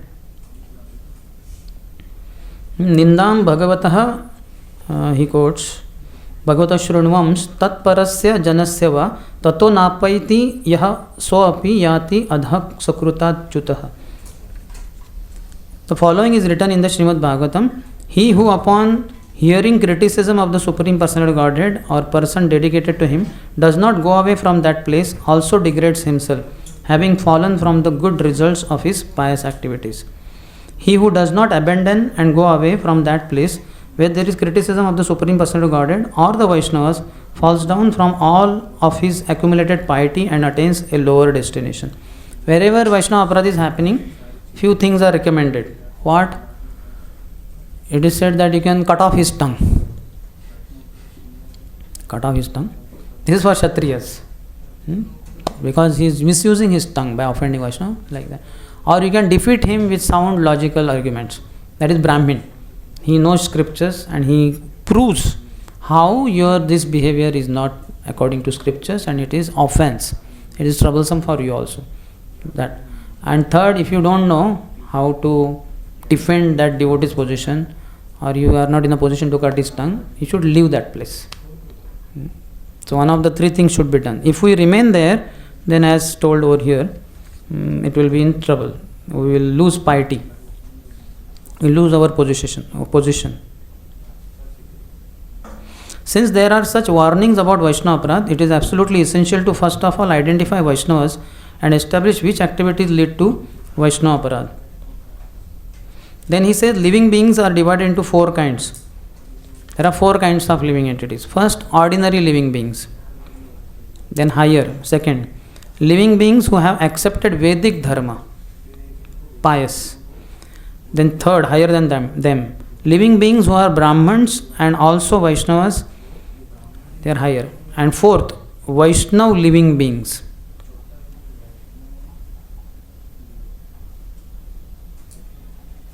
So that will be clarified. It is appropriate that respect be given to all living beings with the understanding that every living being is a residence of Sri Krishna. Is Paramatma residing in every living entity's heart? Yes. So his body is temple. Where does Lord reside? In temple. So every living entity's body is temple. So we have to respect that jiva. There are corresponding Bangla words also. I'm skipping only Bangla. जीव मात्र ही श्री कृष्ण अधिष्ठान यही बुद्धि थे सकल जीव की आदर करा उचित. It is better to respect all living entities because Krishna is residing in their hearts. It is essential that some special respect be given to living beings among them who accept Vedic dharma. All living entities, Nastiks, Mayavadis, everyone you should respect. But now some who are already pious, who have accepted Vedic dharma, so they should be given special respect. Respect for everyone, special respect for pious people. It is obligatory that honor be given to living beings who are Brahmins and almost Vaishnavas. Honor is respect and honor. Which is better word? Honor. I think I should read Bangla. तन्मध्ये धार्मिक जीव गण के एकोटु विशेष आदर करा आवश्यक. विशेष आदर, that is for धार्मिक people. ब्राह्मण और वैष्णव प्राय जीव गण के सम्मान करा कर्तव्य. सम्मान word is there. Adar is here. Samman is here. Sakale सम्मान करिते शक्ति word is used there. वैष्णव जीवेर चरण भजन कराई विधेय. It is prescribed that service be rendered unto the feet of Vaishnava living beings. To Vaishnava devotee, we should serve their lotus feet. Now, who is Vaishnava will also come eventually.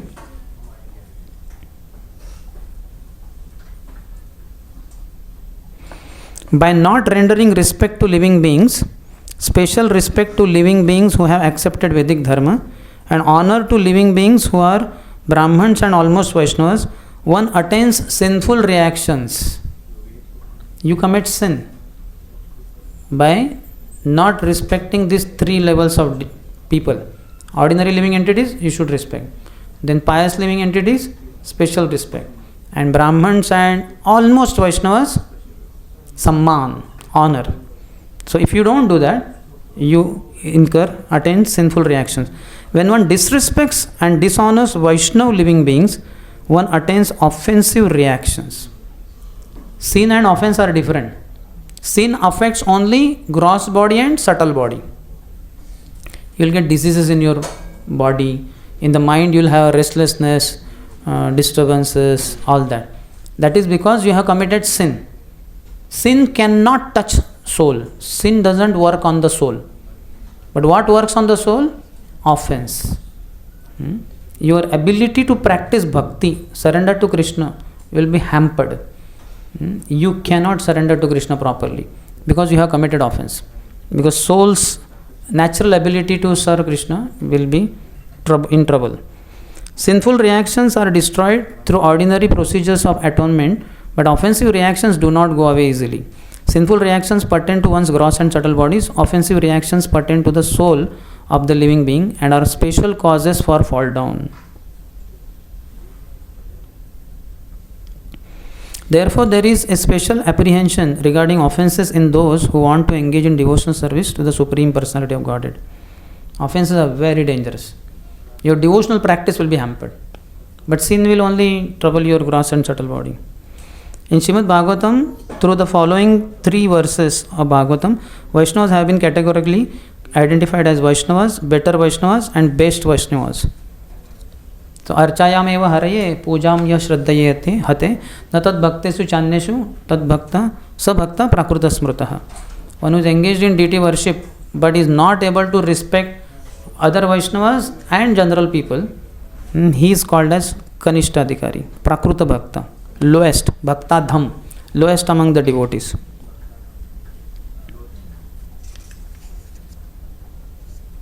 He who worships Lord Hari in his deity form with faith obtained through family tradition, but who does not worship Lord Hari's devotees is a Kanishta Vaishnava. That is, he has merely entered into the philosophy of devotional service. There are two Shraddhas, Laukik Shraddha and Alaukik Shraddha. Alaukik Shraddha is also called as Shastriya Shraddha. If you have read scriptures, understood the thing, that Shraddha what to develop is called as Shastriya Shraddha. But Laukik Shraddha means मेरे पिताजी ने भी बालाजी की सेवा की थी, मैं भी करता हूँ, मैंने बच्चों को भी ट्रेनिंग दिया है, तो इसमें कुछ शास्त्र है ही नहीं, कौन है Balaji, why it is, that is not known. So little sentimentalism is there, some piety is there, so he is going on with worship. The difference between faith obtained through such tradition and faith in Shastra is as follows. Faith obtained through such tradition is only generated by worldly education. मैंने दादी से सुना था कि बालाजी की सेवा करनी चाहिए, कि उनके बेटे मेरे पिताजी ने कैसे सेवा की तो मुझे भी करनी चाहिए, बचपन से मुझे दादी ने सिखाया और मैं दादी से बहुत प्रेम करता था, मैंने दादी को बोला भी था जीवन भर बालाजी की सेवा करो। तो ये सब लौकिक श्रद्धा हो गई. In faith in Shastra, respect for Vaishnavas is generated on account of deep faith in scriptural statements and on the authority of those statements. Just like that young Brahmin said to Lord Gopal, when Gopal said, how can I come to give witness to South India? Have you ever seen deities walking? Then he said, oh Lord, if you can talk, why can't you walk? Pratima nahe tumi sakshat Rajendra Nandan. You are not some stone deity, you are son of Nanda Maharaj. So please come, be my witness. He said, okay, I will come. Like that. So Shastriya Shraddha should be there. As soon as such faith in Shastra awakens, the living being becomes a Madhyam Adhikari Vaishnava. As long as it does not arise, the sadhaka's eligibility to engage in the duties of Varnashram Dharma is not destroyed. Srimad Mahaprabhu has referred to such a person as follows. They are not pure Vaishnavas. However, they are almost like Vaishnavas. Vaishnava Pray word is used.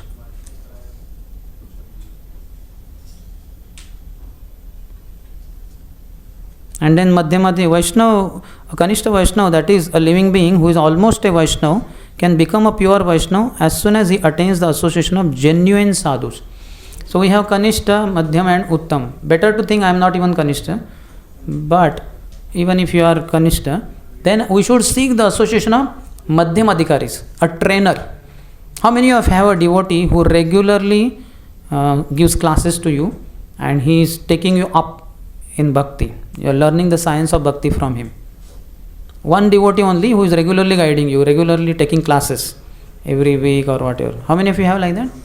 So you are very fortunate like that. Otherwise in morning Bhagavatam you will hear from everyone, this day this devotee, that day that devotee, like that. But one person who is good, trained, and he is training us. And we can see also how your knowledge is developing, how you are better understanding the books of Prabhupada and Acharyas, and your consciousness is also developing. So that is very much required for Kanishta Adhikari. And Madhyam Adhikari should look forward for association of Uttam Adhikaris, who will be very rare. But he also requires association.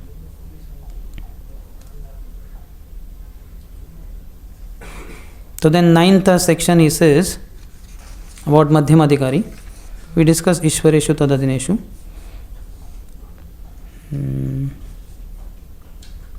Only Madhyam Vaishnavas possess the eligibility to engage in Vaishnava Seva. Because Kanishta Vaishnavas do not engage in it, they can be called almost Vaishnavas, but they cannot be called Vaishnavas. Kanishta Adhikari is not called Vaishnava also. He is called as almost Vaishnava, Vaishnava Praya. Then 10th one talks about Uttam Adhikari, Uttam Vaishnava. The person who sees the ability of all objects to be engaged in the service of the Supreme Spirit Soul and all beings in the Supreme Personality of Godhead, the basic principle of all existence, is the best of the devotees of the Supreme Lord. Yomam pashyati sarvatra sarvam cha mai pashyati tasyaham na pranashyami sacha me na pranashyati. One who sees me in everything. Like, are you able to see Radha Rasbihari in this bottle? You should be able to. You should be able to see Radha Rasbihari in this table also, in this whiteboard, in this ceiling, in this bulb, in this mobile, in this sound box, in this microphone, in this rod. Are you able to see? Yomam pashyati sarvatra. One who sees me in everything. And everything in me. Everything. This microphone, this bottle, this whiteboard, bulb, ceiling, everything is there in Radha Rasbihari. Both ways. Like our Yashoda Mai at Brahmand Ghat. Krishna, you have eaten dirt. Why will I?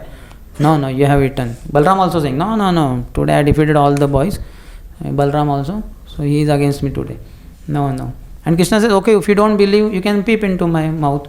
Look into my mouth. Yashoda said, okay, open mouth. When he opened his small tiny mouth, then she saw all the mountains, all the trees, plants, birds, beasts, aquatics, reptiles. She saw Vrindavan, and in Vrindavan, Yashoda Mai peeping into the mouth of Krishna. She saw that also. And she was wondering, what is this? So Yashoda Mai is the example of topmost Vaishnavi, according to Srila Vishwanath Chakravarti Thakur, who is our Rasik Acharya. She is Uttam Adhikari, our Vishwanath Chakravarti Thakur says. Why? Because she sees Krishna in everything, and everything in Krishna. So very exalted. She is not Uttam Adhikari, she is eternal associate, eternal mother of the Lord. But her example is also given in that way. He who sees the appearance of the Supreme Personality of Godhead, dearest to his self in all creatures, and who experiences all those creatures in the form of the Supreme Personality of Godhead manifested in his consciousness, that is, he sees the world as Vaishnava in the sense that it is sheltered by him, is an Uttam Vaishnava. Such a Vaishnava does not differentiate between Vaishnava and non-Vaishnava. For him, everybody is Vaishnava only. He doesn't think, here is a devotee, here is a non-devotee. No. Everybody is devotee. Only one non-devotee in the creation, myself. So that is very high level devotee. Then 11th section. 26 sections are there. 11th he says, एतद् द्वारा यहाँ ही स्थिर हाइले ये कनिष्ठ श्रेणीते यहारा शास्त्रीय श्रद्धा लाभ करतः वैष्णव सेवा करिवारे योग्य हय्याछेन तहाराई मध्यम वैष्णवेर अन्यन्य लक्षण न पाव्य पर्यंत कनिष्ठ वैष्णव अर्थात वैष्णव मध्यम वैष्णवी वैष्णवोत्तर उत्तम Vaishnavi वैष्णवोत्तम 3 levels. It is thus concluded that those on the Kanishta platform who have attained scriptural faith and have become eligible to serve Vaishnavas, as long as they do not attain the other characteristics of Madhyam Vaishnavas, are Kanishta Vaishnavas. So how many of you feel that you have Shastriya Shraddha? No matter what happens to your body, your financial condition, and thing, you will not give up bhakti. You have deep faith in the scriptures. If you have Shastriya Shraddha, you are a Kanishta Adhikari. That is the definition according to Bhaktivinoda Thakur. Prabhupada's explanations are, we discussed day before yesterday, in 5th and 6th verses of NOI. So Prabhupada is giving simple definitions. Anybody who is initiated and trying to chant Harinam, he has received Harinam Diksha and is trying to chant. जप नहीं कर पा रहा हो, जप करने का प्रयास कर रहा है. So that is Kanishta Adhikari according to Prabhupada. But here the descriptions on a very high level. Madhyam Vaishnavas are better Vaishnavas and Uttam Vaishnavas are best Vaishnavas. Kanishta Adhikari is called as Vaishnav, Madhyam Adhikari is called as Vaishnavottar, and Uttam Adhikari is called as Vaishnavottam. You might be knowing this, no? Uccha, Ucchatar, Ucchatam, like that. Tar and Tam. Then 12th section. यही 3 प्रकार वैष्णव के महाप्रभु ये रूपे आमदिका के दयाछेन तहा ये स्थले विचार्य. So Mahaprabhu has given us, we will analyze according to Mahaprabhu how Vaishnavas are. अतएव यार मुखे एक कृष्ण नाम सहित वैष्णवतार करह सम्मान. Therefore he in whose mouth only holy name of Krishna has appeared, one holy name of Krishna has appeared, is a Vaishnava. One holy name means one pure holy name. Pure holy name means no offense. And even a Kanishtadhikari who chants one pure holy name, he can go back to Godhead. But let's say he chanted today. From today till 10th day when he died, in those 10 days he committed Vaishnava Apradh. He will not go back to Godhead. He will not go. He has to rectify that Vaishnava Apradh. He has to go to that Vaishnava, beg forgiveness, serve him, please him. And when the devotee is pleased, then he can go back to Godhead, not otherwise. So once chanting is not enough in that sense, but mostly he will not commit Vaishnava Apradh. Because to be able to chant once pure holy name is not a joke. So much offensive tendency is there that when one avoids that, one doesn't. Then he says, Krishna nama nirantar yahara vadane sai se Vaishnava bhaja tahara charane. He in whose mouth the holy name of Lord Krishna appears incessantly is an excellent Vaishnava. Worship his lotus feet. Continuously holy name. And that is pure holy name. Hare Krishna, Krishna Krishna, Hare Hare, Hare Ram, Ram Ram, Hare Hare. And what is the characteristic of pure chanting purely? The form will manifest. Hare is Radharani, Krishna and Ram is Rasbihari for you all, for me Vrindavan Chandra. So they should manifest immediately. Hare Krishna, Krishna Krishna, Hare Hare, Hare Ram, Ram Ram, Hare Hare. Radharani is on the right side, Rasbihari on left side.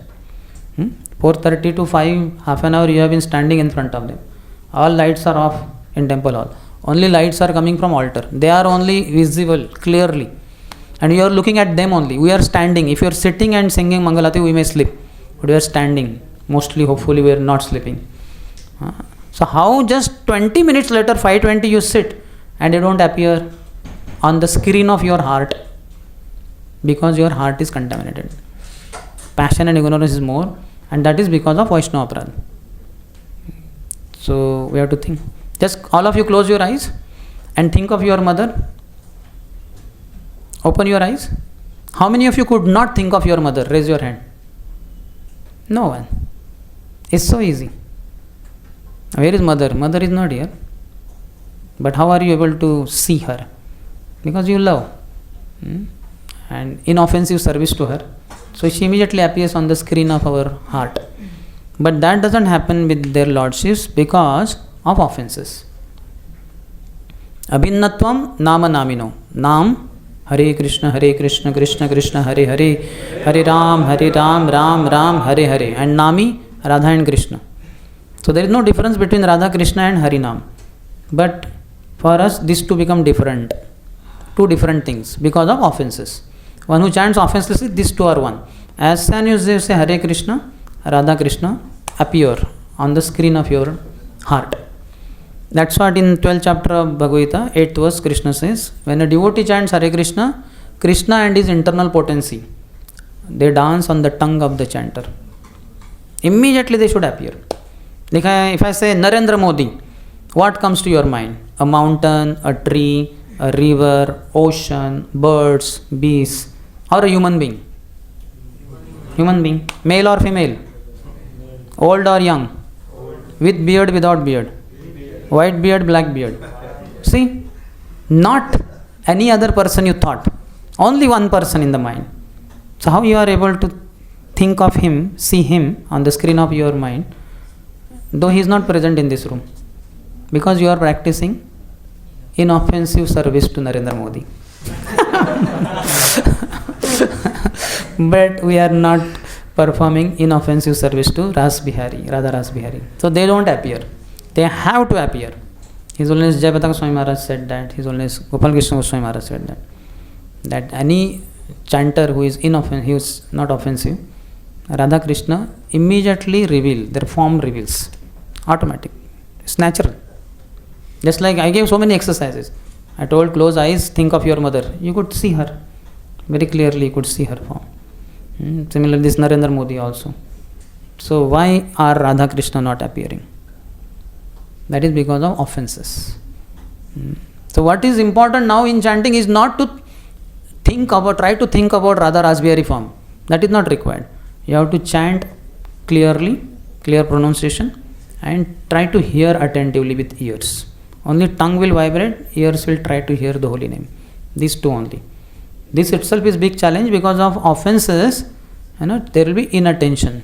Inattentive chanting is the biggest offense which we commit every day during those 2 hours. No 10 offenses happen during those 2 hours. The inattentive chanting happens. So we have to serve Vaishnavas. The more you serve Vaishnavas, by their blessing, offenses will reduce. And then you can chant blissfully, not till then. So then he says, Nirantar holy name, that is Madhyamadhikari, worship his lotus feet. You should know him by seeing whom the holy name of Krishna, you should know him by seeing whom the holy name of Krishna automatically awakens in one's mouth to be the chief of the Vaishnavas, is Uttamadhikari. Dividing by grades, Sri Chaitanya Mahaprabhu described the symptoms of Vaishnavas as the ordinary Vaishnava, the positive platform, the better Vaishnava, the comparative platform, and the best Vaishnava, the superlative platform. We have that in English. That's what they call. Yeah, so that's only positive platform, the comparative platform, and superlative platform. Isn't it? Good, better, best, bad, worse, worst. Like that. In the teachings of Srimad Mahaprabhu, mere utterance of Krishna's holy name is the characteristic of a Vaishnava. So this is in Chaitanya Charitamrita. Here only once you said Hare Krishna, you are a Kanishtha-adhikari. Anybody. On the Kanishta platform, those who have been shown to be almost Vaishnavas, that is reflections of Vaishnavas, utter only a reflection of the holy name. They do not utter the holy name. He who can utter the pure holy name once is a pure Vaishnava. He who utters the pure holy name uninterruptedly is a better Vaishnava. He, by merely seeing whom Krishna's holy name appears on one's mouth, is the best Vaishnava. So he is categorizing.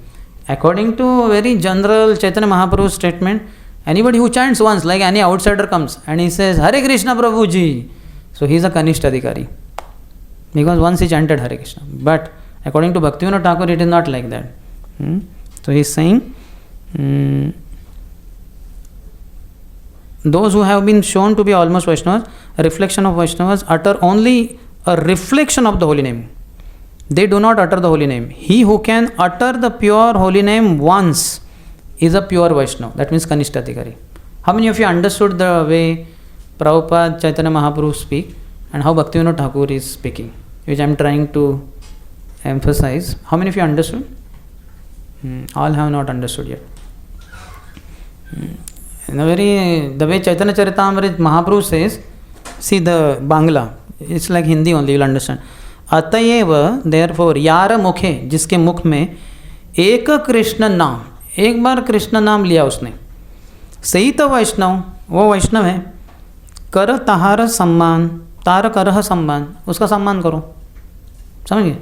Just by speaking, कोई बोल दिया हरे कृष्णा, या हरे कृष्णा कृष्ण कृष्ण हरे हरे, हरे Ram Ram Ram Hare Hare, okay हो गया. So he is Vaishnava. But this is Mahaprabhu's explanation. Bhaktivinoda Thakur is saying, oh no, how it is? He has to chant pure holy name without offenses. Without offenses. One pure name only we need to chant. And one who chants always pure holy names, he is Madhyamadhikari. And seeing whom one remembers Krishna, that is Uttamadhikari. That is 12th section. Any question? Yes.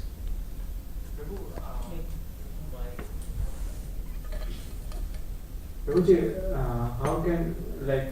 how is the difference between the definition of both, like Bhaktivinoda Thakur and Mahaprabhu and Prabhupada?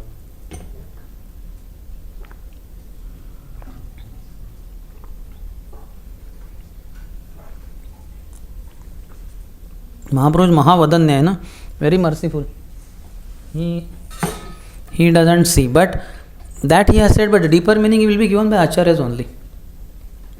So we have to take Bhaktivinoda Thakur's version. But that doesn't mean that any newcomer comes and he says Hare Krishna and we think, oh, he is just no one. No, you should respect everyone. As Bhaktivinoda Thakur said, 4 types of living beings. Those general living beings, they should be respected. Those who are dharmic, they should be special respect. Those who are Brahmanas and Vaishnava Praya, almost Vaishnavas, they should be Samman, honor. And those who are actual Vaishnava, that means Kanishta, Madhyam, Uttam Adhikaris are actual Vaishnava, they should be served. During Seva also, we come to junior, senior, equal. So, even we don't know that sometimes we heard senior, junior equals. And they don't reveal also, okay, yes, they are always heard. So how this we nullify these offenses? We don't know actually to whom we hurt during the seva or something. When we are continuing to serve, you will see their reaction. When they see you next time you are serving prasadam, they may be not required. From their facial expression, their words, tone, you can make out maybe this Prabhu is not happy with me. But still it is a doubt, no clarity. So afterwards you can meet him alone and tell him, Prabhu, I felt during prasadam I was serving, but you were reluctant to take. Are you unhappy with me? Is there any problem? So he may say, no, not so much. Not so much, but something is there. His words, you should be expert in that. It will be revealed like that. Face is the index of the mind also. So there are so many ways we can understand. While speaking, he may not talk to you, 10 days are over. And you wonder, earlier he used to talk at least once in 2-3 days. Now 10 days he is not talking. So you only may go close to him and then he is trying to escape. So you can understand in so many ways like that. So he is not ready to talk with me even after 10 days also. What? He is? Even after 10 days he is not ready to talk with me. Oh, then you can tell some senior devotee that this Prabhu is upset with me. I don't even know the reason. I want to rectify my mistake, but he is not talking. Could you please find out? So he can go like that. But it is said, in case no matter what he is not ready to forgive you because of some offense, then you should chant incessantly. Chant 24 hours a day, days after days. Now when you are envious of someone, you will not be ready to communicate. मैं क्यों उसके साथ बात करूं? What's the problem? He is at fault. He should call me. Like that, something like that. So communication is very important. Prabhuji, how to understand this Sachimata's mental offense regarding towards Advaita Acharya? That was not forgiven by Mahaprabhu. Mahaprabhu was very heavy. So no, that is the reason why Vaishnava Apradh is very deadly. Even if you are mother of Lord also, you will not be forgiven. She was only thinking, oh, this Advaita is in name only Advaita. Actually is Dvaita. He took my elder son Vishwarupa away and now he took my Vishwambara also.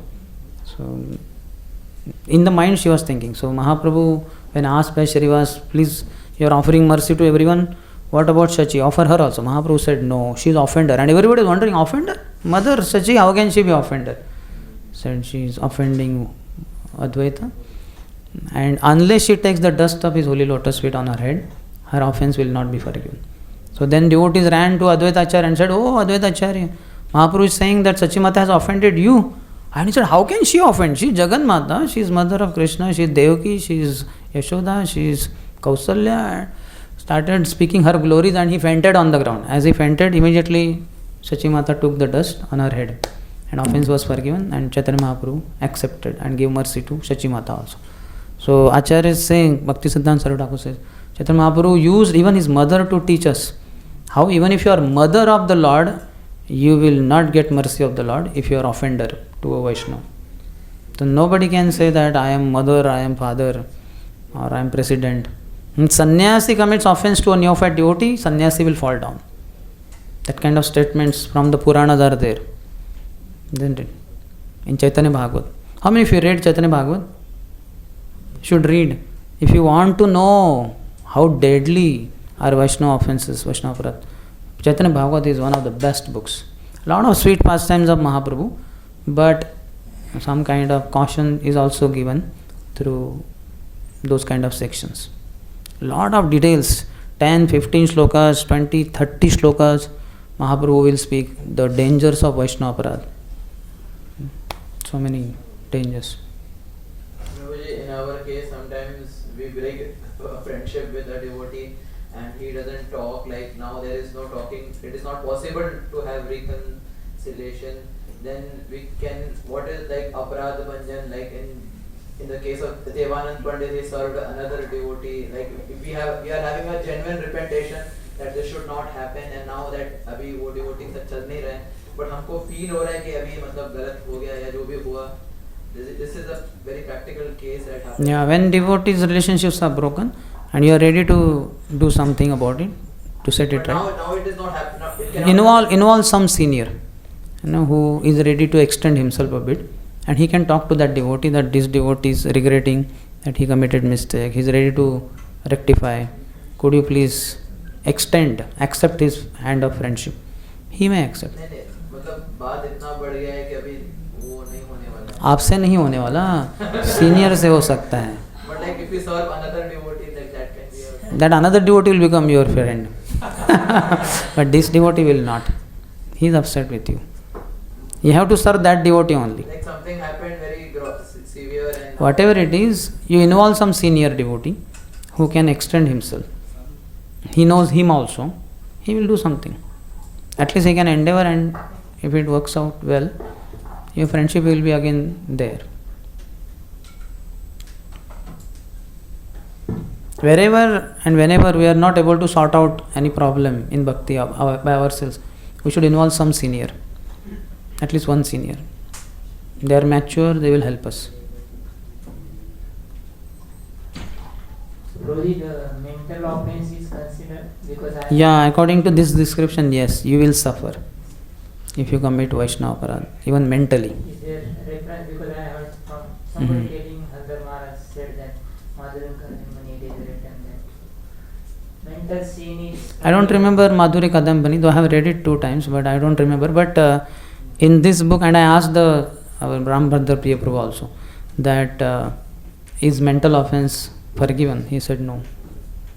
It will have reaction. See, Dveshti is what? Dveshti is inside only, in the mind only. So it will be getting reaction. We cannot afford to. Basically, Sakale Samman Kurite Shakti. You have to respect everyone. 4.35 the same thing. Tadvidhi pranipatena pariprashnana sevaya. So pranipat, pariprashna and seva, if you do, they impart knowledge because they have seen the truth. Which truth? Absolute truth. Pure devotee is always seeing Krishna in the heart. Santaha sadaiva rudayeshu vilokayanti. So he can give knowledge, impart knowledge. So by that knowledge what happens is 4.35. By that you see all living beings are mine, Krishna says. They are my parts and parcel. They are my children. And then you will respect them. Isn't it? You will respect or not respect? You will. It's like just now, let's say, Tamil Nadu's chief minister's son comes here. And we are watching, who is he? Ye kaun andar aa gaya? Shirt pant mein. And then it is announced, so he is the son of chief minister of Tamil Nadu. Okay, sir, idhar baiti hai. This, uske seat ke upar seat hi nahi shayad. So we'll give the best chair in this room, whichever is the best chair, or we'll bring it, the entire sofa set of sofa. Isn't it? So when you know the glories, so then we'll give due respect. Understood? So we don't approach our Guru, we have not got that knowledge, so then we are not able to respect all living entities. We see them with charma chakshu, fleshy eyeballs. With charma chakshu means materialistic upbringing. ये गोरा है, ये काला है, ये educated या uneducated, ये गरीब या अमीर, ये दुबला ये पतला ये मोटा. So this is all charma chakshu, and shastra chakshu has not opened. Chakshurunmilitam yena. That Guru is trying to do, but we are such tightly we have closed our eyes. It's difficult. So we have to learn from Guru. Then we will be able to respect everyone. Everyone. Because they are temples of Krishna. Like on the way from here you are going to, let's say, Mira Road temple. and on the way you see Lakshmi Narayan temple, will you not respect? Will you not hold? Yeah, we will. Even maybe a small temple. Sometimes we have Hanumanji's temple, no? In just a small structure like this, and inside small Hanumanji, like that. But we pay obeisances. So likewise, we will be able to respect every living entity if we see them spiritually, not Charma Chakshu, but Shastra Chakshu. We need, Madhyama Adhikari means he sees the whole world through Shastra Chakshu. He never sees through Charma Chakshu. So Charma Chakshu is condemned. That leads to discrimination, that leads to offenses. Shastra Chakshu leads to respect. And Perimanjana Churita Chakshu leads to love. As Prabhupada said, everyone loves me because I love everyone. We learn to love everyone. If not love, at least learn to respect everyone. Prabhupada, knowing that we are not pure devotees, Prabhupada while leaving said, your love for me can be seen by how you cooperate with one another after I leave this world. Prabhupada did not say, your love for me can be seen by how you love each other. Your cooperation with me can be seen by how you cooperate with each other. Your cooperation with me can be seen by how you love each other. No, very precise words. Your love for me, because for Guru we have love. Your love for me can be seen by how you cooperate. Cooperation is in the mode of goodness. That means respect each other's views and we are accepting and we are ready to work together. That is cooperation. So your love for me, love for Guru will be seen by how you cooperate with each other. So that is respect. So at least we should have respect for all living entities. If not love for all living entities, when you become pure devotee, you will love all living entities. But now we are not. So at least let us become Madhyama Adhikaris and respect all living entities. Don't hate others. That means your heart is not filled with Krishna Prem. Maya is a lot. Lust is there, pride is there, greed is there, anger is there, illusion is there. And envy is definitely there. That's why you are not able to accommodate everyone. Isn't it? Isn't it? Like many of us have travelled in the train. Yeah, we have travelled in the train. Isn't it? Sometimes there is a fight there. In our seat and five people are sitting. And our seat there is nothing. 3 are supposed to sit and 5 are already sitting. And our भाई साहब उठिए मेरा seat है ये. थोड़ा भाई साहब थोड़ा इधर 1 घंटे पे ही उतरने थोड़ा है ना. अरे भाई साहब जगह किधर है मुझे बैठने लिया आप. हरे Krishna. Oh sorry.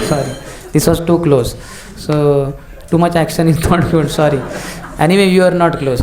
So we will be very upset. Sorry, Prabhu. He had failed it.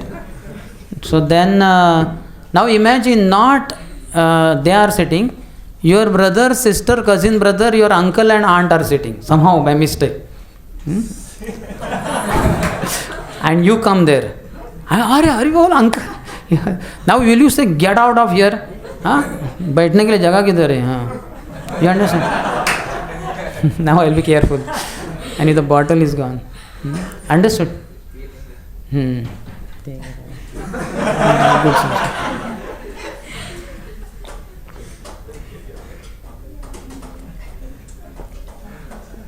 Krishna speaks through other devotees. So will you fight with them now? Hey, मेरी जगह उठिए आप. See the whole thing. And they will say, अरे आपकी जगह है क्या इधर? नहीं हाँ आप बैठिए मैं देखता हूँ कहीं तो.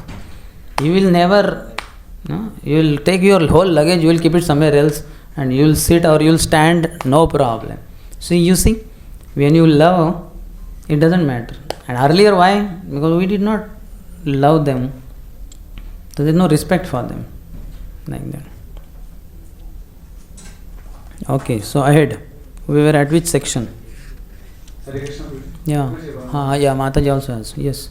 So, Prabhuji, you discussed how if offenses with juniors or with devotees of the same level happen, we can approach them or little bit senior, so we can take help of other seniors, so that he may convey that, and inquire. But what if that devotee is the senior most devotee? And it's like, I'll say my example only. I have committed offense, I know it, and usually, as you said, that with their interaction we'll come to know that, while serving prasadam or day-to-day dealings we'll come to know. But then, because of their nature, they are so merciful that those things are going on, as normal, or you can say better than normal, if we are talking and everything. But deep down we know, and every time I try to approach them, they interact like it's normal or nothing like that. So in that case, how am I supposed to, you can say either go and ask for forgiveness or get this thing clarified? Because as you said, we'll come to know to whom we have made the offenses to.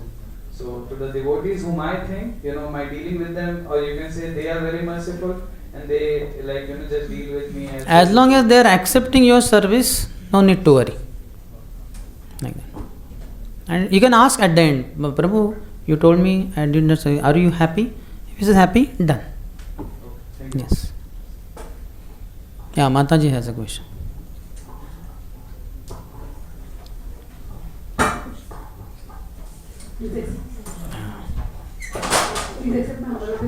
Hare Krishna Mataji.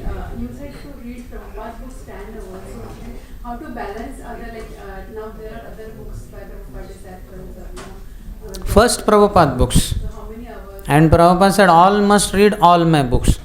So ideally for ISKCON devotees anyway, he is the first, he is the preeminent Shiksha Guru. He is for all time preeminent Shiksha Guru. So his books have to be read at least once.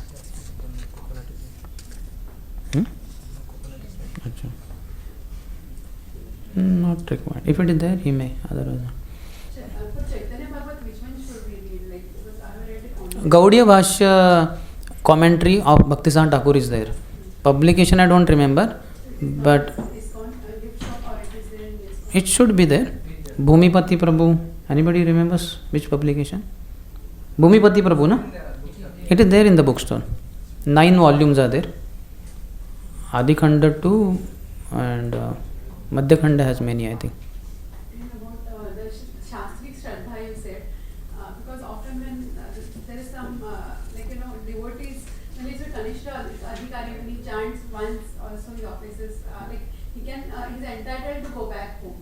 So often, we often, when there is a early death in family, or maybe some devotee, we lose a devotee, a young junior, right?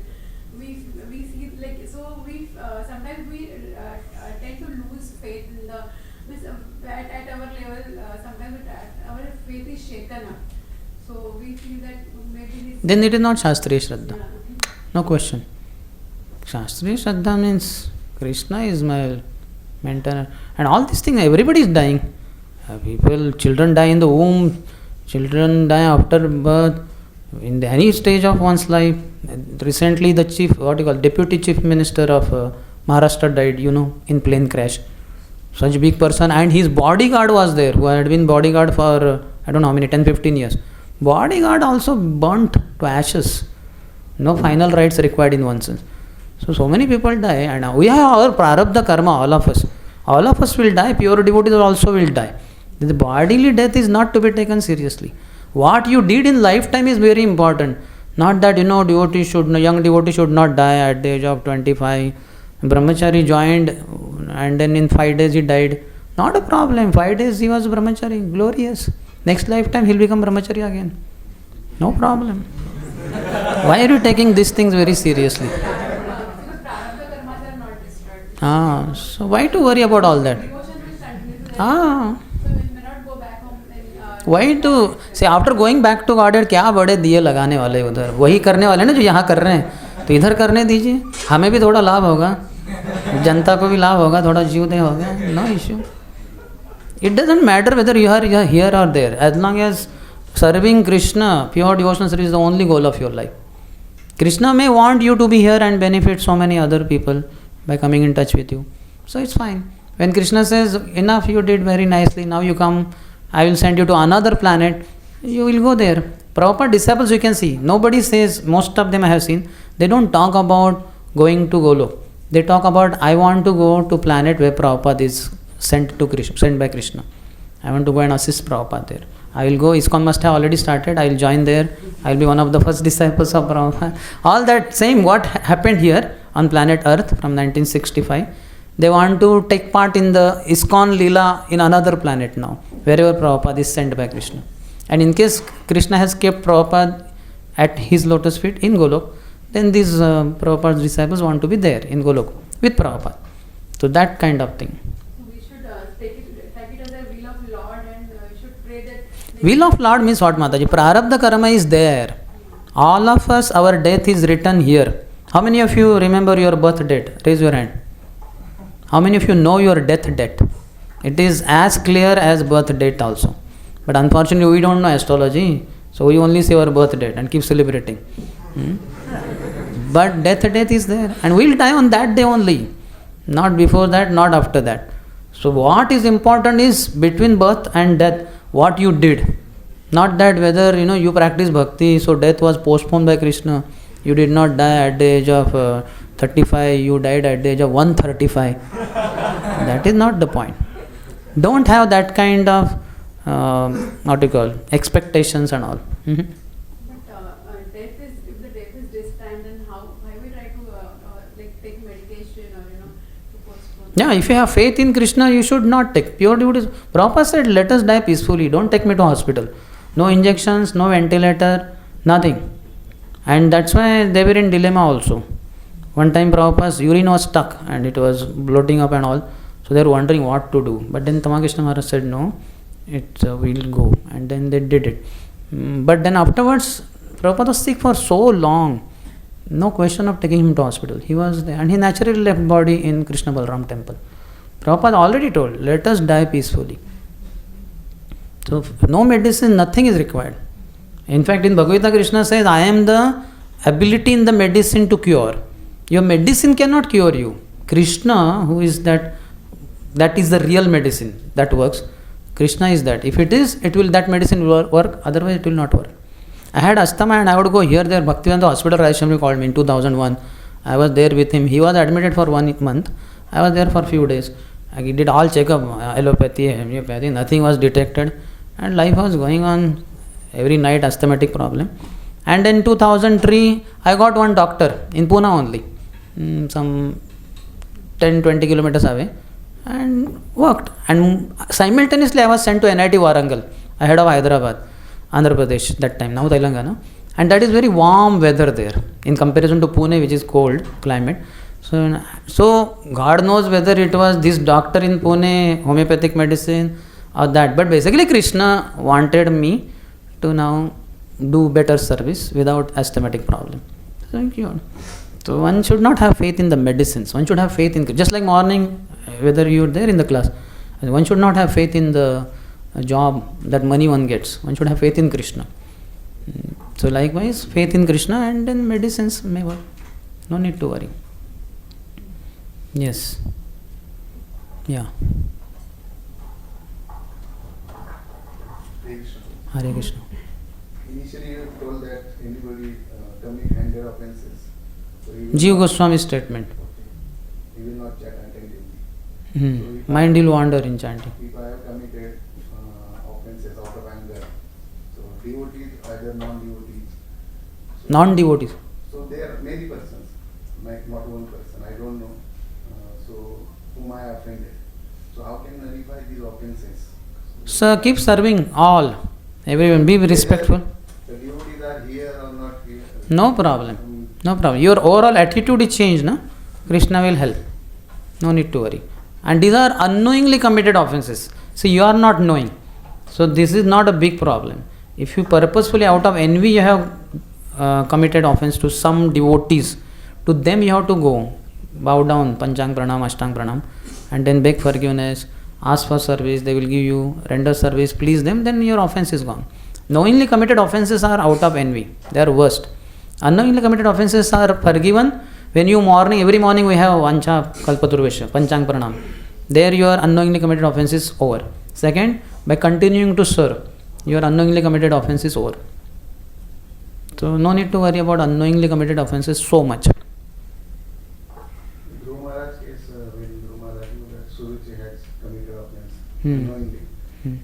Unknowingly? How unknowingly? She knew that this is my step. Yeah, that is okay. But that doesn't mean she should have, after he came back, she should have fallen at his feet and Dhruva, my dear child, please, I am like your mother only. She should have done all that.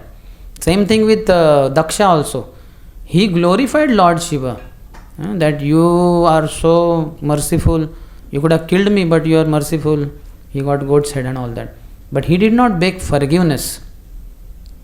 He just glorified and all that. So that's why next life also the offensive seed remained. And he offended Narad Muni then. He got degraded also because earlier as Brahma's son he was Brahman's son. As Pracheta's son he became Kshatriya's son. So he got degraded. So the offenses will not go away unless you work on it. Unknowingly committed offenses. So what should I do? That serve? You just do Panchang Pranam to everyone and continue serving. That's it. Those whom you know you have offended and they are not happy with you, to them you have to personally go beg forgiveness, serve, please, all that. Yes. In case of Sachimata, she did not ask forgiveness, but she only took. That's what Mahaprabhu said, na? Unless she takes the dust of the lotus feet of Advaita Acharya, her offense is not forgiven. And that is understood, na? If you take the dust, understood. She must have said also afterwards, not necessarily there, because he was unconscious only. Advaita Acharya was not considering, but it is written in many places. When you offend a Vaishnava, Vaishnava does not take the offense seriously. He is very merciful, very kind. But Krishna takes it very seriously. When you commit Vaishnava Apradh, Krishna catches your tongue while chanting. If you catch your tongue while chanting, what sound will come? Now Krishna catches your tongue. Even this much sound also may not come. Krishna is so powerful. So Vaishnava Apradh is very dangerous. You have to learn to respect everyone. I will ask you a simple question. Whenever you came to ISKCON first time, how many of you came to ISKCON to offend Vaishnavas here and to see their faults? Raise your hand. See? Nobody came for that reason. So now why are we doing that? We did not come to ISKCON for this reason. Now why are we doing that?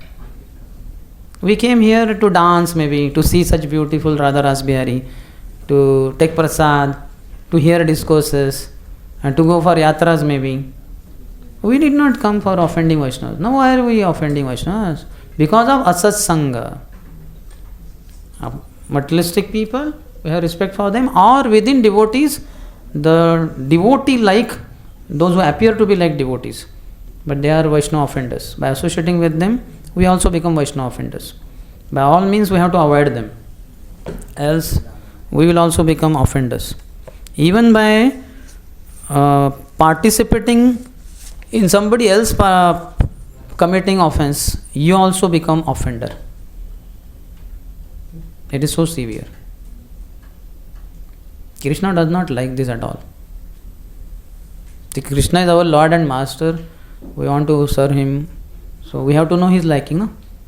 Like you are serving me prasad. So you have to know which is my favorite sabji, which I don't like.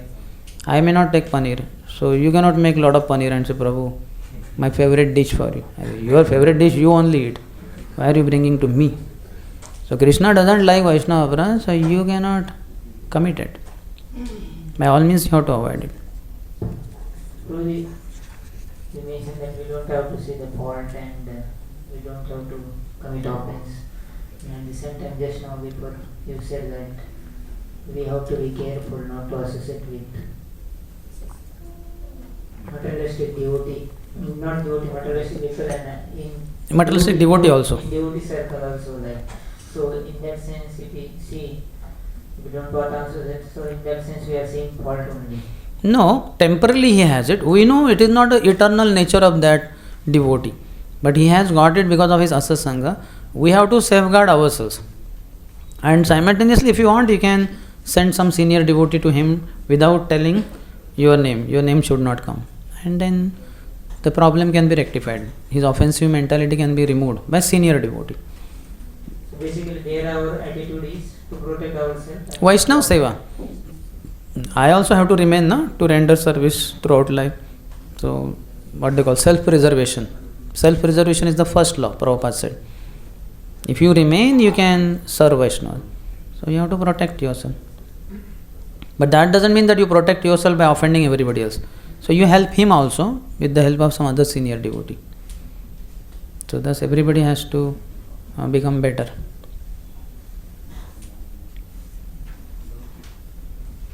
Yes, then ahead. Yeah. Hare Krishna. So, Prabhuji, when Dhruv Maharaj came back from the forest, so first he was very, like, the family was standing there, and first he saw Uttanpad. And after that, immediately, Suruchi mother was there, and she was crying. And then he paid obeisances. Then they both met, and she said that you may live long, and this conversation happened. And after that, his own mother he met. So still means there's often. Basically, the offender needs to tell the person that, I offended you in this way, and please beg forgiveness. I beg forgiveness. Bow down, maybe whatever. That all has to be explicitly addressed. Now, in general, here it's okay, but in specific, the problem is not out. For that matter, Sachimata was also not like turning her face away from Advaita and all that. But in the heart, she was thinking that he is the one. So it has to be thoroughly uprooted, this Vaishnava Apradh, even tendency for that matter. Okay, then ahead, we discussed up to 12th, I think. Then 13th.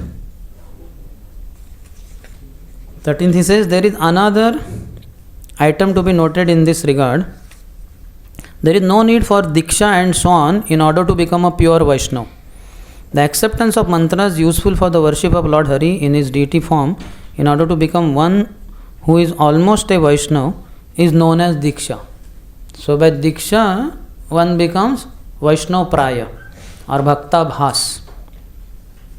And Diksha means second Diksha actually. If you want to know, you can read Madhya Lila 15.108, then Adi Lila 7.71. Hare Nam, Hare Nam, Hare Nama Kevala, famous verse. So you find out what is the number. Somebody can do Hare Nam verse 7th chapter of Adi Lila. Which verse? 71 to 76 maybe, a range somewhere. 7th chapter. Verse number? Adi Lila. 7th chapter. Hare Nam verse. There is one in Madhya Lila. Not Madhya Lila. 17.21. 17.21, not that. 76, no? 7.76. You all read the purport, especially the last paragraph. How Harinam doesn't require Diksha. That is also described over here. But for chanting holy name, you need concentration, absorption. So that is not possible because of restlessness. And Prabhupada addresses that issue of restlessness. So most of the followers we have, they are very restless. This restlessness is reduced by worship of the Lord in the temple, deity worship. And deity worship is not possible without Diksha, without receiving Gayatri mantras. So you have to get Diksha. Understood? Diksha means second Diksha only. And second Diksha for reducing restlessness. If you do deity worship, restlessness reduces slowly, because your concentration is on the limbs of the body of the Lord. And then, okay, I have to do Raj Bhoga Arati. Okay, this is so much. I have to bathe now. So absorption will be there and restlessness will reduce. Then one can peacefully chant. There is no need for Diksha and so on in order to become a pure Vaishnava. The acceptance of mantras useful for the worship of the Lord Hari in his deity form in order to become one who is almost a Vaishnava is known as Diksha. That Diksha is unnecessary to attain realization of the truth of the holy name. For chanting the holy name, you don't need Diksha.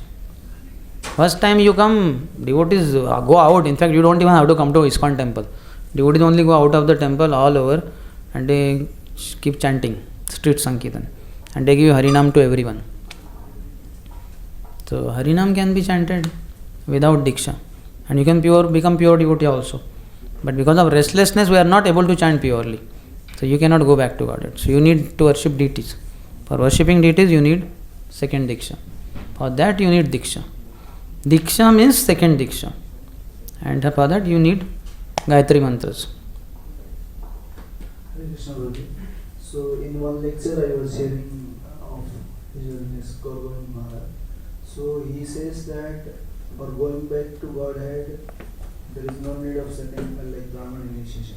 He says you just chant Hare Krishna and you can go back to Godhead. He said that this like for holy name there is no restriction and like we can get a holy name even like normally, but we take holy name from a bona fide spiritual master because by getting that holy name we can get prema. Otherwise we won't. Yeah, so that is the reason we take from a pure devotee. Correct. Otherwise we don't get prema. We can just chant but we don't get developed Krishna prema. Yes. Developing Krishna prema we have to take it from him. Yeah. Like he said. And like one of his disciples only, he never took this second initiation. And after he departed, Maharaj said he went back to. Yes. This is all given in Prabhupada books also, if you read properly. The Diksha is unnecessary to attain realization of the truth of the holy name. The Lord's statements in this regard are as follows. Lord Sri Chaitanya Mahaprabhu replied, "He from whose mouth I hear the holy name of Lord Krishna once is worshipable and the best of all human beings. The holy name of Krishna can destroy all sinful reactions. Krishna nama nirantara yahara vadane Sayid se Vaishnava bhajatahara charane."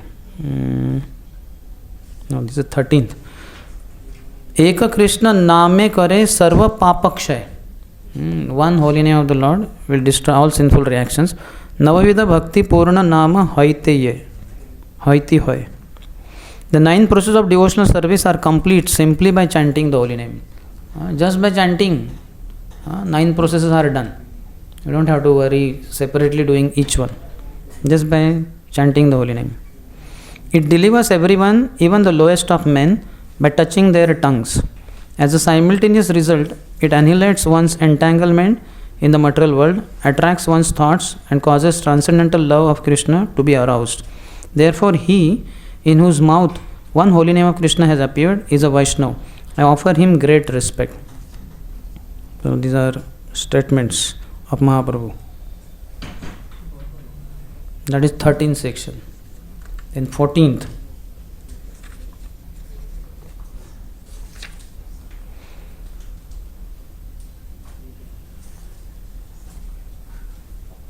When the holy name of Krishna is uttered with faith in the scriptures, that is pure surrender, and to Krishna's lotus feet, it is the holy name that is being uttered. So Shastriya Shraddha is required to chant pure holy name. That holy name which is connected with the pursuit of extraneous desires or covered by jnana, karma, yoga, vairagya and so on, is the reflection of the holy name. So what is that? Anyabhilashita shunyam, jnana, karma, adi, arotam. So bhakti should not be covered by jnana and karma. Other desires zero anyway, material desires. Likewise, holy name also cannot have these tents of jnana, karma, yoga, vairagya. Nothing. Otherwise, if we chant with all these desires or covered by all these things, then it is reflection of the holy name. Kind of namabhas, not nam, shuddha nam.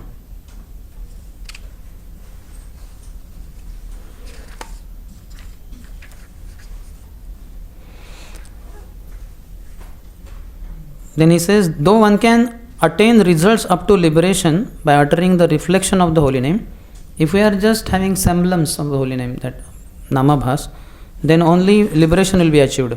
The reflection of the holy name is not uttered in the mouth of a Vaishnava.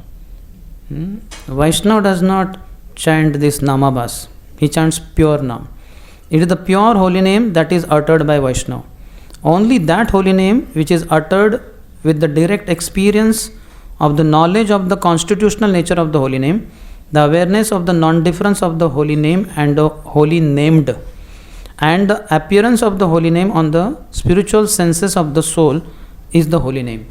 Soul has to chant the holy name, not this gross subtle body. So soul also has a tongue.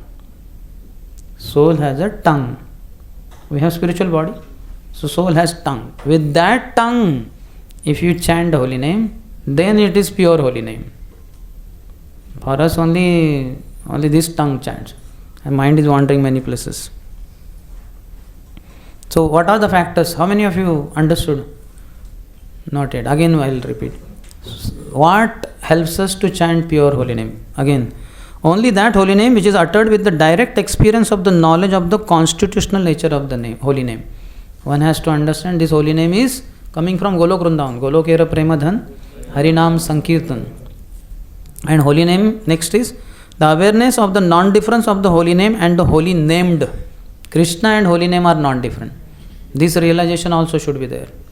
If you want, you can write down this on a paper, 1, 2, 3, and put it in front of you when you are chanting the holy name. Still it will be little bit artificial in a sense. Shastri Shraddha has not developed. If you have Shastri Shraddha, this is what you read in the Shastras. It's automatic. You know it. But anyway, if not, you can have it written also. And the appearance of the holy name on the spiritual senses of the soul is the holy name. I should chant with the soul's tongue the holy name. Then it will become pure holy name. He on whose tongue one such holy name has appeared is a Vaishnava. One holy name only has to appear. That is pure holy name. And for that these prerequisites are there. While the holy name arises, all of one's prarabdha and aprarabdha sinful reactions are destroyed. As soon as it arises fully, love of Godhead awakens. When once only you chant purely, your prarabdha and aprarabdha karma will be out. Over. One holy name only is required. Pure holy name. There are Skanda Puran, some 3-4 slokas are there, His Holiness Gaura Govind Maharaj would quote, which tells that if you just chant pure holy name, your all bodily diseases, mental, everything is over. Nothing remains. You don't have to go to doctor, take medicine, do anything. Just one pure holy name you chant. So all these factors are there. In Namabhas only one will reduce relief of all the diseases. Yes. Yeah. So that, yes, but here that Namabhas who chants?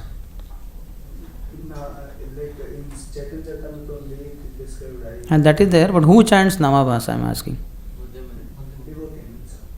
Madhyama Adhikari. Yeah, so here even Kanishta Adhikari, who is chanting purely, for him all are out.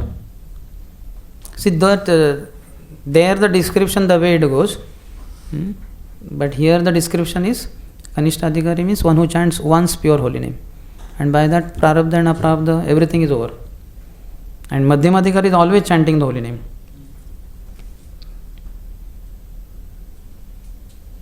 And when holy name, as soon as it arises, pure holy name, fully, love of Godhead awakens. 15th one. Sarva Mahaguna Gana Vaishnava Sharire Krishna Bhaje Krishnera Guna Sakala Sanchare. All the transcendental qualities are present in the bodies of Vaishnavas. All of Lord Krishna's qualities appear in the devotees of Lord Krishna. Giving up all the regulative principles of the Varna and Ashram institution, he worships the lotus feet of Lord Krishna. His mind is never attracted to forbidden and sinful activities. So Bhaktivinoda Thakur says, a Kanishta Adhikari does not even think of doing papa. Does not even think. No question of doing, but does not even think. Not only papa, but not also punya. Punya also he will not do. He will do only pure bhakti. That's it. Even if out of ignorance there are sinful activities present in him, Lord Krishna purifies that devotee and does not cause him to perform atonement. In case out of ignorance sometimes he may walk on the road and some ants are killed or something like that. He doesn't know, but Krishna will forgive him. There is no need of any what they call pious activity, atonement, to get rid of those sinful activities. No. Practice of bhakti itself removes all that. Non-violence, scriptural restrictions and so on roam in the association of a devotee of Lord Krishna. They are roaming around. Who? Non-violence, scriptural restrictions. That means he is perfectly practicing everything. Rejection of the association of unsaintly persons is the characteristic behavior of a Vaishnava. Asat Sanga Tyag, yehi Vaishnava achar. Stri Sangi Eka Sadhu, Krishna Abhakta Ar.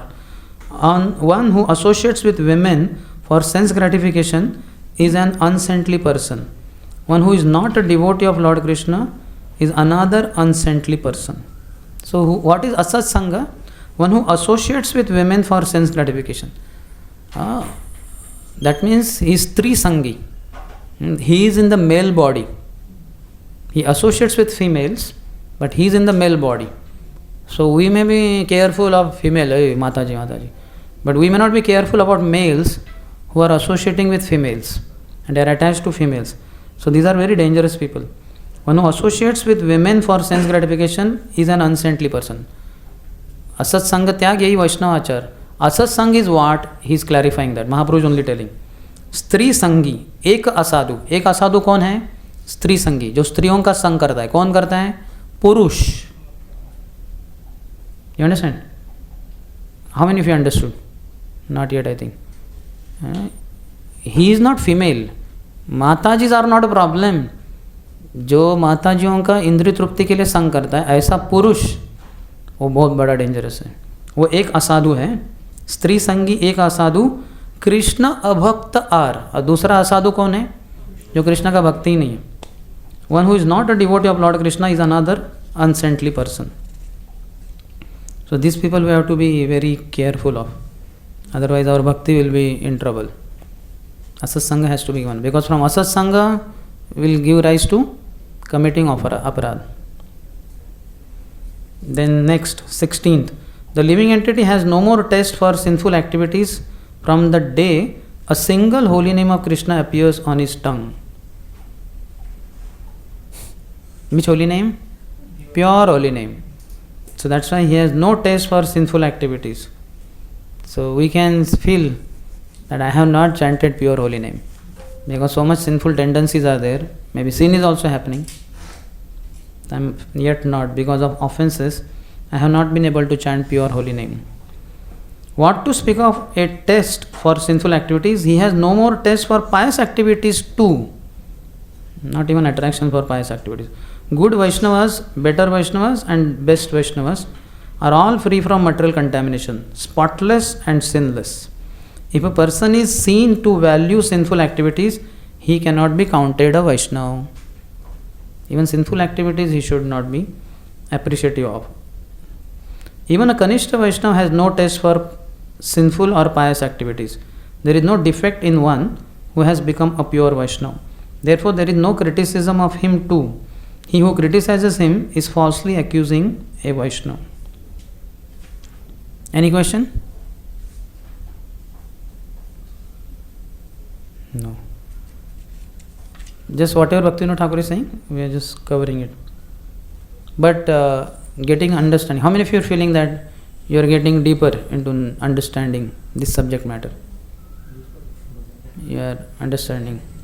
You have to practice it, but for now just the knowledge, theory part. Yeah.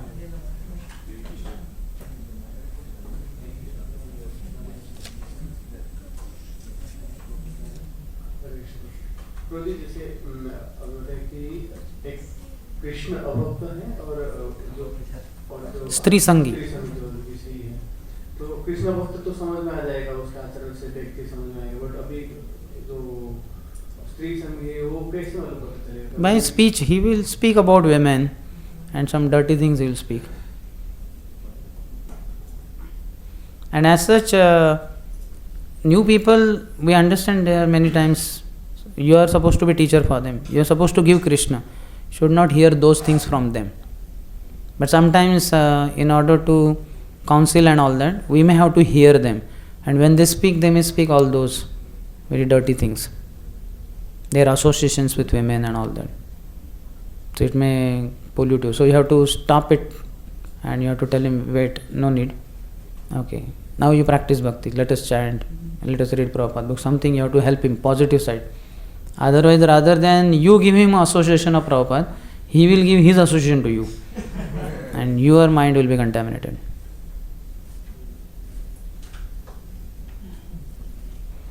Darshan Prabhu told us many years back, I don't remember the year, but he said all of your counseling, what you call boys are sometimes having affairs in the college and all that, and in counseling you may hear them and you yourself will be shaken up. Forget about counseling him. So you need strength, all of us need strength. So I am thinking that every Ekadashi will chant 64 rounds. We are brahmacharis only. So I will be chanting. If you are okay, you can also join me. Are you ready? So we all, 10, 12, 15 of us, we said yes. So then we started chanting 64 rounds on every Ekadashi. It was in, I don't know which year, 2001, 2, 3, somewhere. It was very helpful. 64 rounds. How many of you chanted 64 rounds in one day? And you can see how mind becomes absorbed like that in holy name. So many holy names, 4 times more than 16 rounds daily practice. So it's very absorbing, very helpful. Any other? Yeah.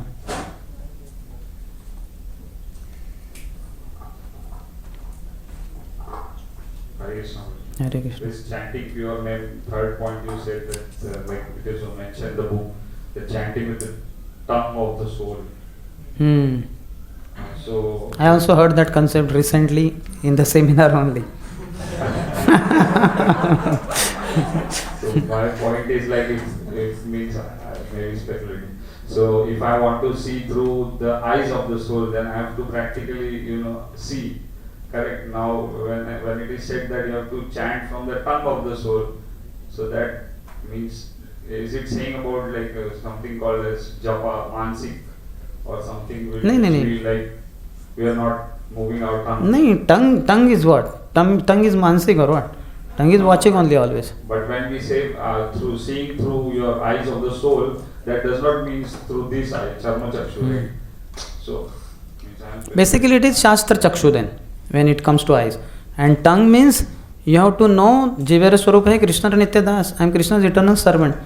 I am always Krishna's servant, and services are 9 types. Shravanam Kirtanam. The best is chanting holy name, which I am chanting now. So then on that platform you will chant with the spiritual tongue, the soul's tongue. वो ये सब सोचा ही नहीं हमने, we did not think all this. And ऐसे बैठ गए, okay 16 rounds I have to do, what to do, Hare Krishna, Krishna Krishna, Hare Hare. So there is no consideration of I am the soul and all that. How many of you are second initiated here? Yeah, so you must have done deity worship. Before dressing the deities, you have that Shodashopchar. And in that, before that, there is Manas Puja. So in the Manas Puja, we have some lines there. That actually, I am not this gross body. Because though Pujari has taken bath, worn fresh clothes, but inside the body still there is urine, stool. So you cannot really purify your whole body internally. Externally we tried. Sometimes it may be so hard coming from ashram to DT room. Also you may sweat. So though you took bath, again you are contaminated to some extent. So no matter how much you do, you cannot really be fully pure, even gross physically. We say that all this existence is impure only, but by some great unimaginable fortune, my spiritual master has given me this service of worshipping the divine lordship, etc. So we situate ourselves on the spiritual platform, and then we have Shodashopchar. Whatever the pujari does from the altar closes 5 o'clock around, 5 to 7:15, 2 hours 15 minutes, whatever pujari does in 2+ hours, he does everything in just 5 minutes in Shodashopchar. Idam argyam, idam naivedyam, we call Radharasbihari in a yantra, and now a lot of technical details are there. If you are not second initiated, you cannot understand. But basically, we invite them, we bathe them, we dress them, we mop them, we bathe, we dress them, we put alankar, we put garland, everything. We offer bhoga, which is just done maybe something like 7 to 7:15, and we do arati also.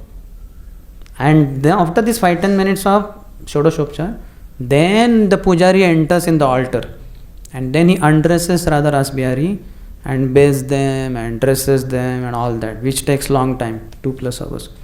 So before that Shodashopchar, we have Manas Puja. So we situate ourselves on the transcendental platform by reciting those prayers. So something similar we have to do during chanting also. You have to remind yourself of your spiritual position. Otherwise, like, robo or zombie, or like, okay, abhi 5 o'clock, altar closes. 5:20 and should go inside. Now what? Robo. 7:15.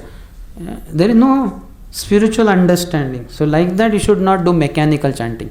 So soul's tongue chanting with the soul's tongue means being situated on the soul platform. So that little bit you can remind yourself, and then you will be able to chant with the soul's tongue. Thank you. Yes. This is not so gross. Don't keep photo of some tongue there during chanting. That is all not required. It is not that gross. Devotees many times chant in unconscious state. Like many times we see devotees when they one of my god sister, she is now with brain cancer. She is very advanced. She is chanting in unconscious state. So that Very is good. because the soul chanting, right? Yes, because of practice also. Lord must be reciprocating. She must have rendered lot of services. So she is fortunate. We pray that we also may be able to chant like that. Not so easy. In conscious state also we are not able to chant properly. What to speak of in unconscious state. Okay, so that is 16th. Then 17th. Evil people can, now that point is being addressed, hatefully discuss 3 kinds of topics regarding a Vaishnava. What is the evil people? Are you that evil person? Don't be.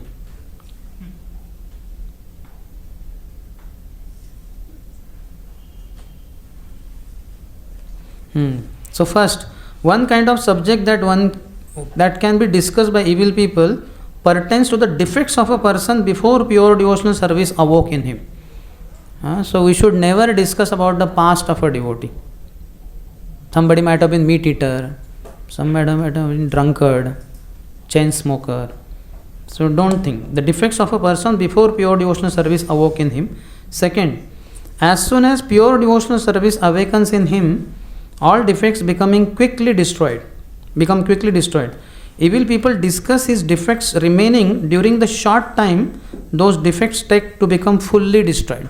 Now after coming to devotional service, let's say somebody was a drunkard or meat eater. So because of that, now meat he gave up and he's staying with devotees. So what he will do? He may take lot of paneer.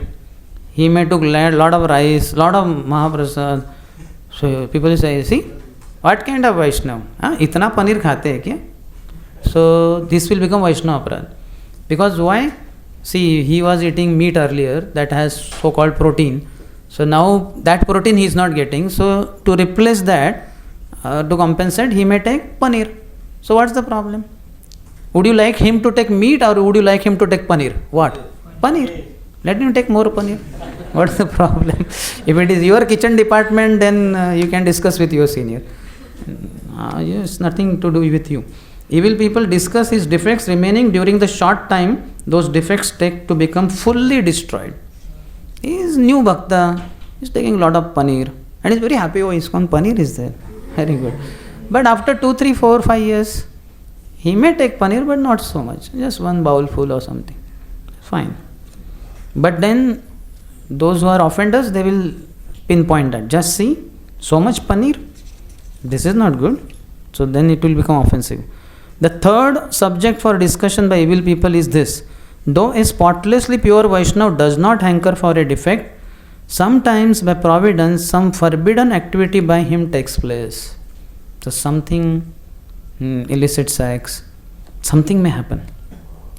That defect never stays permanently in that Vaishnava. Still evil people discuss about that defect and fall into the defect of criticizing a Vaishnava. We should not do this. Because of Daiva, something was written and whatever the reason, it just came in this great soul. And then he is a pure Vaishnava. Spotlessly pure Vaishnava, he said. Though a spotlessly pure Vaishnava does not hanker for a defect, sometimes by providence some forbidden activity takes place. So we should not say, this Prabhu or this Maharaj did like this. You will be in trouble. He did some forbidden sinful activity. And he will, at the earliest, he will condemn himself, criticize, what a nonsense. How did this happen? That time he may be helpless because that daiva or something like that. But you will be in bigger trouble. So don't do that. Therefore, the following verses are seen in Nama Tattva Ratnamala. Bhaktivinoda Thakur is quoting. Those verses are quoted, but I am reading translation. One should never ever discuss a defect in pure devotees before the awakening of pure devotional service in them. Before coming to bhakti, whatever sin, we should not discuss. A defect that is being diminished until destruction. To something, that paneer thing I gave example. No problem. Let him take paneer because earlier he used to eat meat. So that's a big problem. And a defect that has come about by providence. Because of providence. He who discusses these defects without a good purpose to do so and a false accusation about pure devotees is a most fallen blasphemer of the saints. Most fallen blasphemer of saints. So avoid it. Understood? 3 things. Which are the 3 things? First, before he took to devotional service, or he was a drunkard, chain smoker.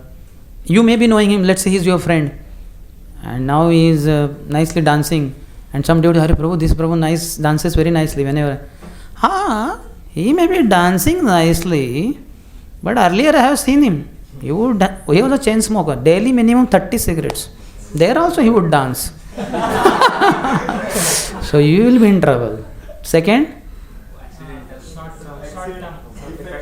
now he has taken to devotional service, but because of earlier whatever, he has not been able to give up fully something, because that is not destroyed, that's whatever the wrong. So that also should not be pinpointed. And third, by providence, some forbidden activity may happen through his body. So don't worry. Then next, 18th. O readers, please do not ever discuss the defects that were in Vaishnavas prior to the awakening of pure devotional service in them without a good purpose to do so. If good purpose is there, you can. Like how we can do that? Let's say in lecture like this, I can tell that one sannyasi, something like that. I'm not telling the name. Name is very dangerous if you take. Then it will become direct offense. But just to educate people, what all mistakes may happen. So then I tell, like this. So we should be careful not to do this. So I did not use the name, and it is for education. So without good purpose, it is not good. Understood?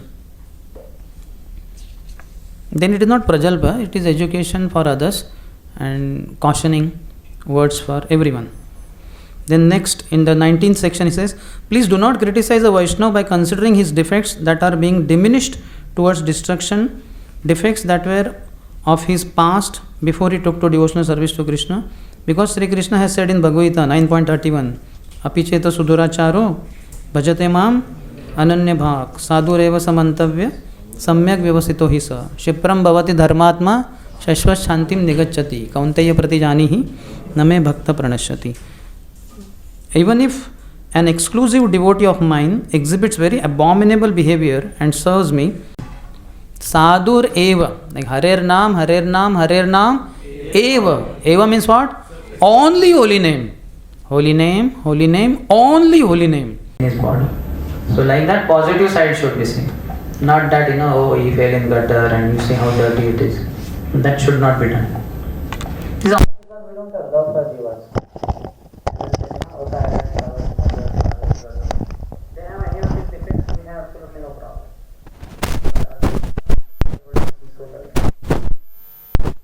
Then 21st.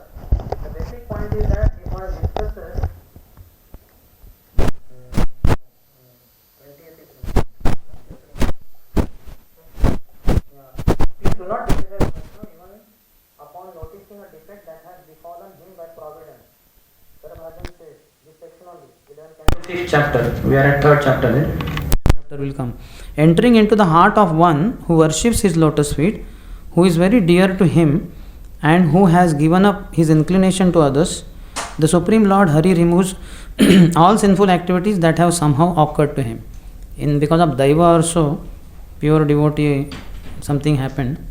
So Krishna will personally remove that sinful activity. Without a good purpose, if one discusses a defect that has come about by providence, he engages in the offense of criticizing a Vaishnava. So many seniors, some seniors, exalted devotees, something happened. We should be careful not to offend them, criticize them. 21st. The basic point is that if one discusses a false accusation on a Vaishnava and the above mentioned 3 types of defects in him, as a result of offending the holy name, there is no appearance of the pure holy name.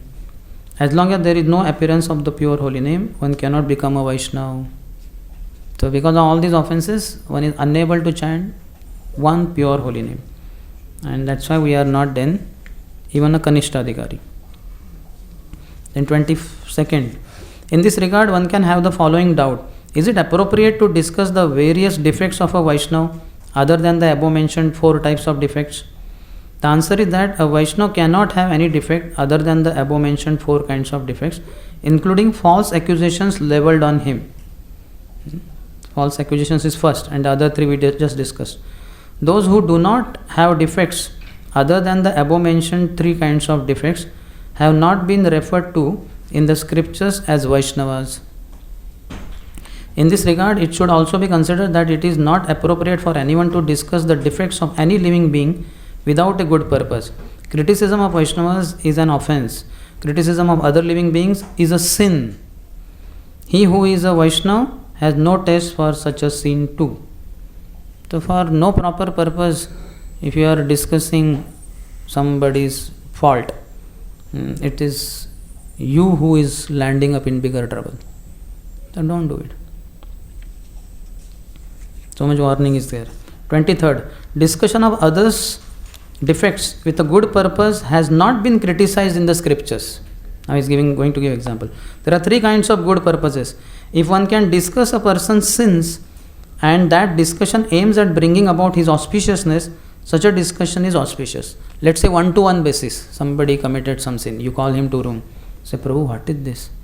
Vaishnava, he cannot do like this. This is not. What about Prabhupada's image, Prabhupada's reputation, ISKCON? So then it is not criticism at all. That is not sin, but I am just giving some example. Like Bimla Prasad was called by Bhaktivinoda Thakur. Hare Bimla, how can you eat mango? That was not offered to Krishna. We are Vaishnavas, we take only Prasad. That was Bhoga. Why did you eat? You should have inquired. That is not sin, I am just giving some example. Understood? That was done in private. And just Bimla was given some understanding how we should be careful. Bimla Prasad was on very high level. He said, I will not eat mango whole life because I am offender. That was not expected by Bhaktivinoda Thakur. But the point is, like this, privately you call a devotee and tell him, how did you do this sin? This is not good. People will bring ill repute to ISKCON. That is not good. Second, if one can discuss the sins of a sinner to bring about auspiciousness to the world, that discussion is counted as an auspicious act. Example is not there, but I think something like, if you talk about Jagai and Madai, how sinful they were, how drunkard, and they would break others people's houses, etc., and set it on fire. And then we tell the whole pastime, Jagai Madai Uddhar. So by that, everybody is purified. How magnanimous is Mahaprabhu and Nityam Prabhu. So that kind of discussion is okay. Or Ajamil we discuss. So much openly we discuss. He became pure devotee, he went back to Godhead. And we are discussing, Ajamil, he saw a prostitute. What will happen to you? No. If one can discuss the sins of a sinner to bring about auspiciousness to the world, that discussion is counted as an auspicious act. Even Valmiki wrote Ramayana. So how can you offend him? No, we are not offending. It helps in auspiciousness of the world. Third one, if such a discussion takes place to bring about one's own auspiciousness, that is also good, not bad. So that is also okay. Nothing is coming to my mind. So that's why I did not give.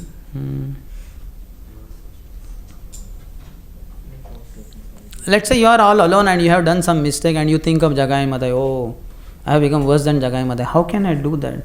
That is not good, and something like that. Or you see some misconduct of some devotee and you think that I should not do the same.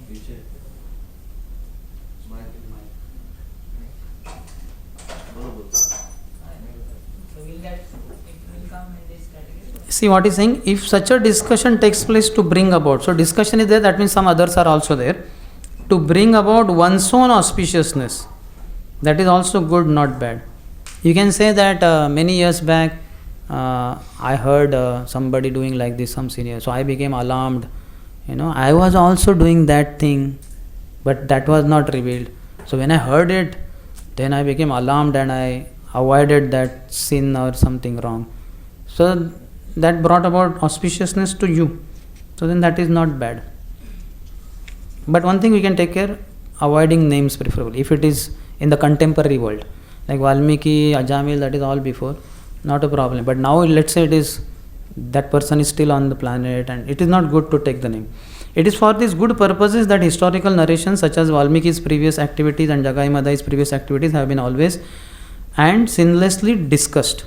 When a disciple prays to his spiritual master to identify Vaishnavas, the spiritual master describes people of bad behavior as non-Vaishnavas and identifies saintly Vaishnavas with a desire for the auspiciousness of the disciple and the world at large.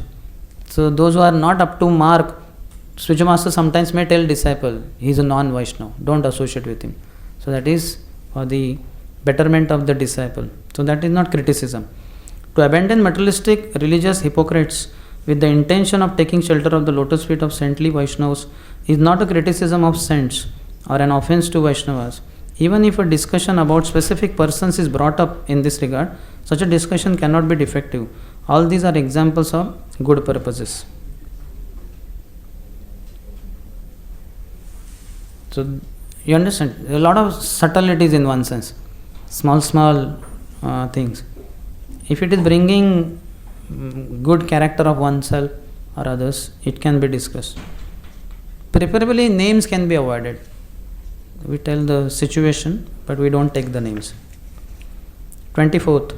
O readers, please consider this grave subject matter with special care.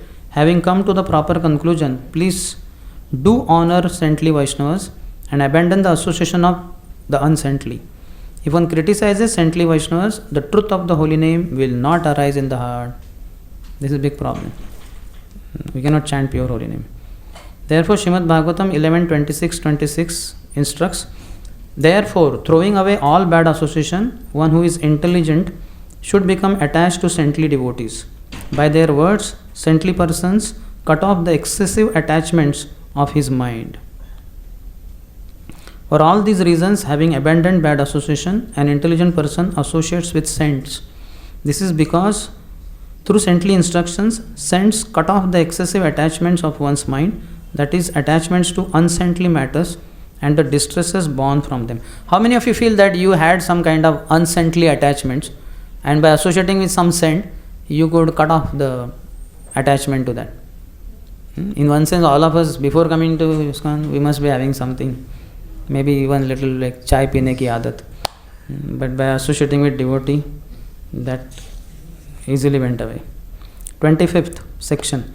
Do not think that even if we serve an unsaintly person, by considering him to be a saint, we will attain the result of serving a saint. No. You have to serve saint only, not unsaintly person. These are two different persons categories. The above mentioned Madhyam Adhikaris need to serve saints because a Kanishta Adhikari does not serve saints and an Uttam Adhikari does not distinguish between saintly persons and unsaintly persons. You are Madhyam Adhikaris. Therefore, you are obliged to search for a saintly person, befriend him and have mercy upon an unsaintly person or neglect him. If you abandon what you are eligible for, you will be at fault. This is the order of Srimad Bhagavatam 11:21-2. Quote, steadiness in one's own position is a virtue, however the opposite is declared to be a fault. This is the definite conclusion regarding the two. Unquote. So even Madhyam Adhikari needs to find out higher association of Uttam Adhikaris. And by that he can get to the higher level of Uttam Adhikari. But if he doesn't find out such Uttam Adhikari and just keeps quiet, then he will remain there only, might as well could go down also. So everyone's responsibility to find out higher association. Then 26th, if you associate with an unsaintly person even unknowingly, you become offenders of bhakti. Bhagavatam 3:23-55 says, association with those engaged in sense gratification, even out of ignorance, is the cause of the cycle of birth and death. Association with saintly persons leads to liberation. So he was asking, no, like somebody has watched something on something. So you can just read out this one to him. 3:23-55. Association with those engaged in sense gratification, even out of ignorance, is the cause of the cycle of birth and death. So Prabhu on screen, so much unsaintly association you had. So why are you just putting yourself deeper into cycle of birth and death? And he may say, Prabhu, I am helpless, I just get carried away. So you can say, okay, we'll give you some help. More engagements did not come. So that doesn't become a big problem. It is quite emotional.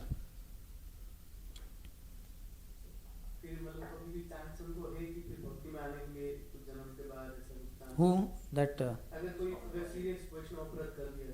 हाँ आ सकते ना, why not? One can anytime rectify his mistake and continue bhakti.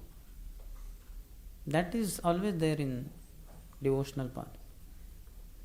Not that you did. Even Krishna says in 16th chapter, last 2 verses, Tanaham dvishata kruran samsareshu naradhamam shipami ajashran apshovan asurusheyo enushi. For life after life, millions of lifetimes, they will be just rotting in the hell. Very heavy, dangerous language Krishna uses. But acharyas have told, no, it is not like that. It is there, they will go, but Krishna will be merciful, he will be forgiving. Krishna bada doya bhai. If any time they come, oh Lord, please forgive me, This Valmiki Maharshi, it is said that one person he would kill, he would take one stone and put in the huge earthen pot.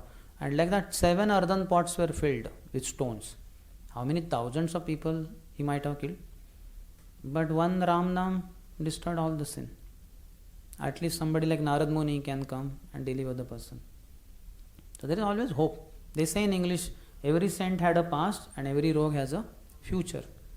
So no matter how sinful one is, one can always be delivered. Dina hina jata chilo, harina me uddharilo, tara sakshi jagai madai. So even if Lord is very angry on some sinful person, the devotee of the Lord is always merciful. There is always hope. But in case we are the offenders, so we have to take positive steps of approaching devotee, begging forgiveness. We cannot say that, I will also be delivered by someone. No, you have to take positive steps. Yes. In section 25 is written that serving an unsaintly person. So that unsaintly person is someone who is a saint and acted unsaintly, or is unsaintly like materialistic, or he may be an offender. He might be now committing sin, or you may think him to be very saintly or more saintly than what he is. So you don't get so much benefit. You have to know who is who, like that. Sometimes, like for example, very gross example, outsiders, they have their so-called Baba, some Guru, and he may be very famous on YouTube. हम तो इनकी सेवा करते हैं, इनकी सेवा से तो हमारा भगवत धाम तो निश्चित है. And that person behind the curtain is doing something wrong also. So then, by serving those unsaintly people, you may think they are saintly, but you don't receive the benefit of serving saintly people. The saint has to be saint of that caliber. Titikshava, Karunika, Surudha, Sarvadena. These are anyway external, but internally he says, Mayi ananyena bhavena, bhaktim kurvanti ye drudham. Internal characteristics of advanced devotees are given by Kapil also. External are Titikshava, Karunika. So saintly people only we have to find out and serve them. Especially Madhyamadhikari, for him that service is there. And Madhyamadhikari, we have to find out, Kanishtadhikari should find out, Madhyamadhikari means a regular teacher who trains you systematically in Shiksha. So, like that. There are 4 types of people are there, ordinary living beings, Vedic Dharma followers. So, which category is Mayavadi will come? Mayavadi is Krishna Apradh as such. So we avoid by all means. Mayavada Bhashya Sunile, Haya Sarvanash. So we should not hear them. If Mayavadi sannyasi we see from a distance, we pay Ashtang Pranam. That's it. We don't associate. We respect. We respect the flag they are holding Ekadanda. That is because they are sannyasis. So we respect that flag of renunciation. But we don't associate. Respect can be given to everyone. Any other? Though we have not discussed everything, but at least what 26 points he makes, we discuss. So in essence, pure holy name chanting means those, you have to chant on the soul platform. Remind yourself every day in the morning before you sit for japa or when you sit for japa, remind yourself of your spiritual identity. In fact, I think the access should be there for that Manas Puja. It is only 5, 6, 7 lines. I don't think it is so confidential. That Bhuta Shuddhi. Yeah, Bhuta Shuddhi. There are some 4 or 5 lines. By some unimaginable good fortune, my spiritual master has given me this opportunity. Yeah, you can get it and give it to all devotees. So just basically bring you to spiritual platform and then begin. What I have been doing is, I remember my initiation vows. Earlier I used to remember my first initiation vows, but in 2001 I got second initiation. So then onwards I have been remembering those vows. That on the day of my second initiation I went in front of His Holiness Radhan Swami Maharaj in Radha Gopinath temple. I prostrated myself. Namo Vishnu Padaya. Maharaj Pranati, Prabhupada Pranati. And then Maharaj on this auspicious day, I reconfirm my vows that throughout my life I will chant 16 rounds of Hare Krishna mantra. On my beads I will follow 4 regulative principles: no meditating, no gambling, no illicit sex, no intoxication. I also aspire to become the servant in Srila Prabhupada's mission, and I will follow the vows of Brahminical initiation as strictly as I could. So I just remind myself, then it becomes so nice. Then I know it's very spiritual. My connection with my spiritual master is through these beads, and now I am going to chant because I have vowed in front of him. So that brings me to spiritual plane. Certainly we can always forget after 1 or 2 rounds only, or sometimes even after 1 or 2 beats. Mind is so crazy. But some kind of reminder. If you want, you can put something in front of you also on paper. Krishna likes his holy name being chanted by his devotee. Oh, I am not chanting properly. I am not a devotee. So let me chant properly. Something which will be helpful. So chant in that way, and know that once at least you have to chant pure holy name. Then you are Kanishta Adhikari and you will go back to Godhead. Provided after chanting once purely, you don't commit offenses. If you commit offenses, then go and beg forgiveness from that devotee. And offense in one word means disrespect. So learn to respect through etiquettes. Yesterday we were discussing. All Vaishnava etiquette should be known. How to respect Kartal, how to respect sannyasis, how to respect Matajis, children, this, that, so many varieties. But everybody should be respected. Sakale sammana, purite shakati, dehanatha jatha jata. As per their status, we have to respect. But respect should be given to all. And better to give more respect than their position than to give less respect because of our ignorance or because of our false ego. That becomes a bigger problem then. And we commit offense only when we think ourselves higher than the other person. If you think yourself always lower than the other person, you will never commit offense. Like I give an example, you will never insult your boss in the company, knowing that my livelihood will be gone. But the peon in the company, you may become angry. You can always justify to your employer. He may say that why you chastise employee, that peon. You may say sir वो अच्छे से cleaning नहीं कर रहा था. उसको नहीं बताता तो किसको बताता था? So that person may say okay. But you commit offense because of thinking high of yourself. Never think yourself very high. That's what spiritual master tells us by opening our eyes, Shastra Chakshu, how to respect everyone. That song we sang in the beginning. Okay, should we end? No questions? Mataji have any question? Yeah.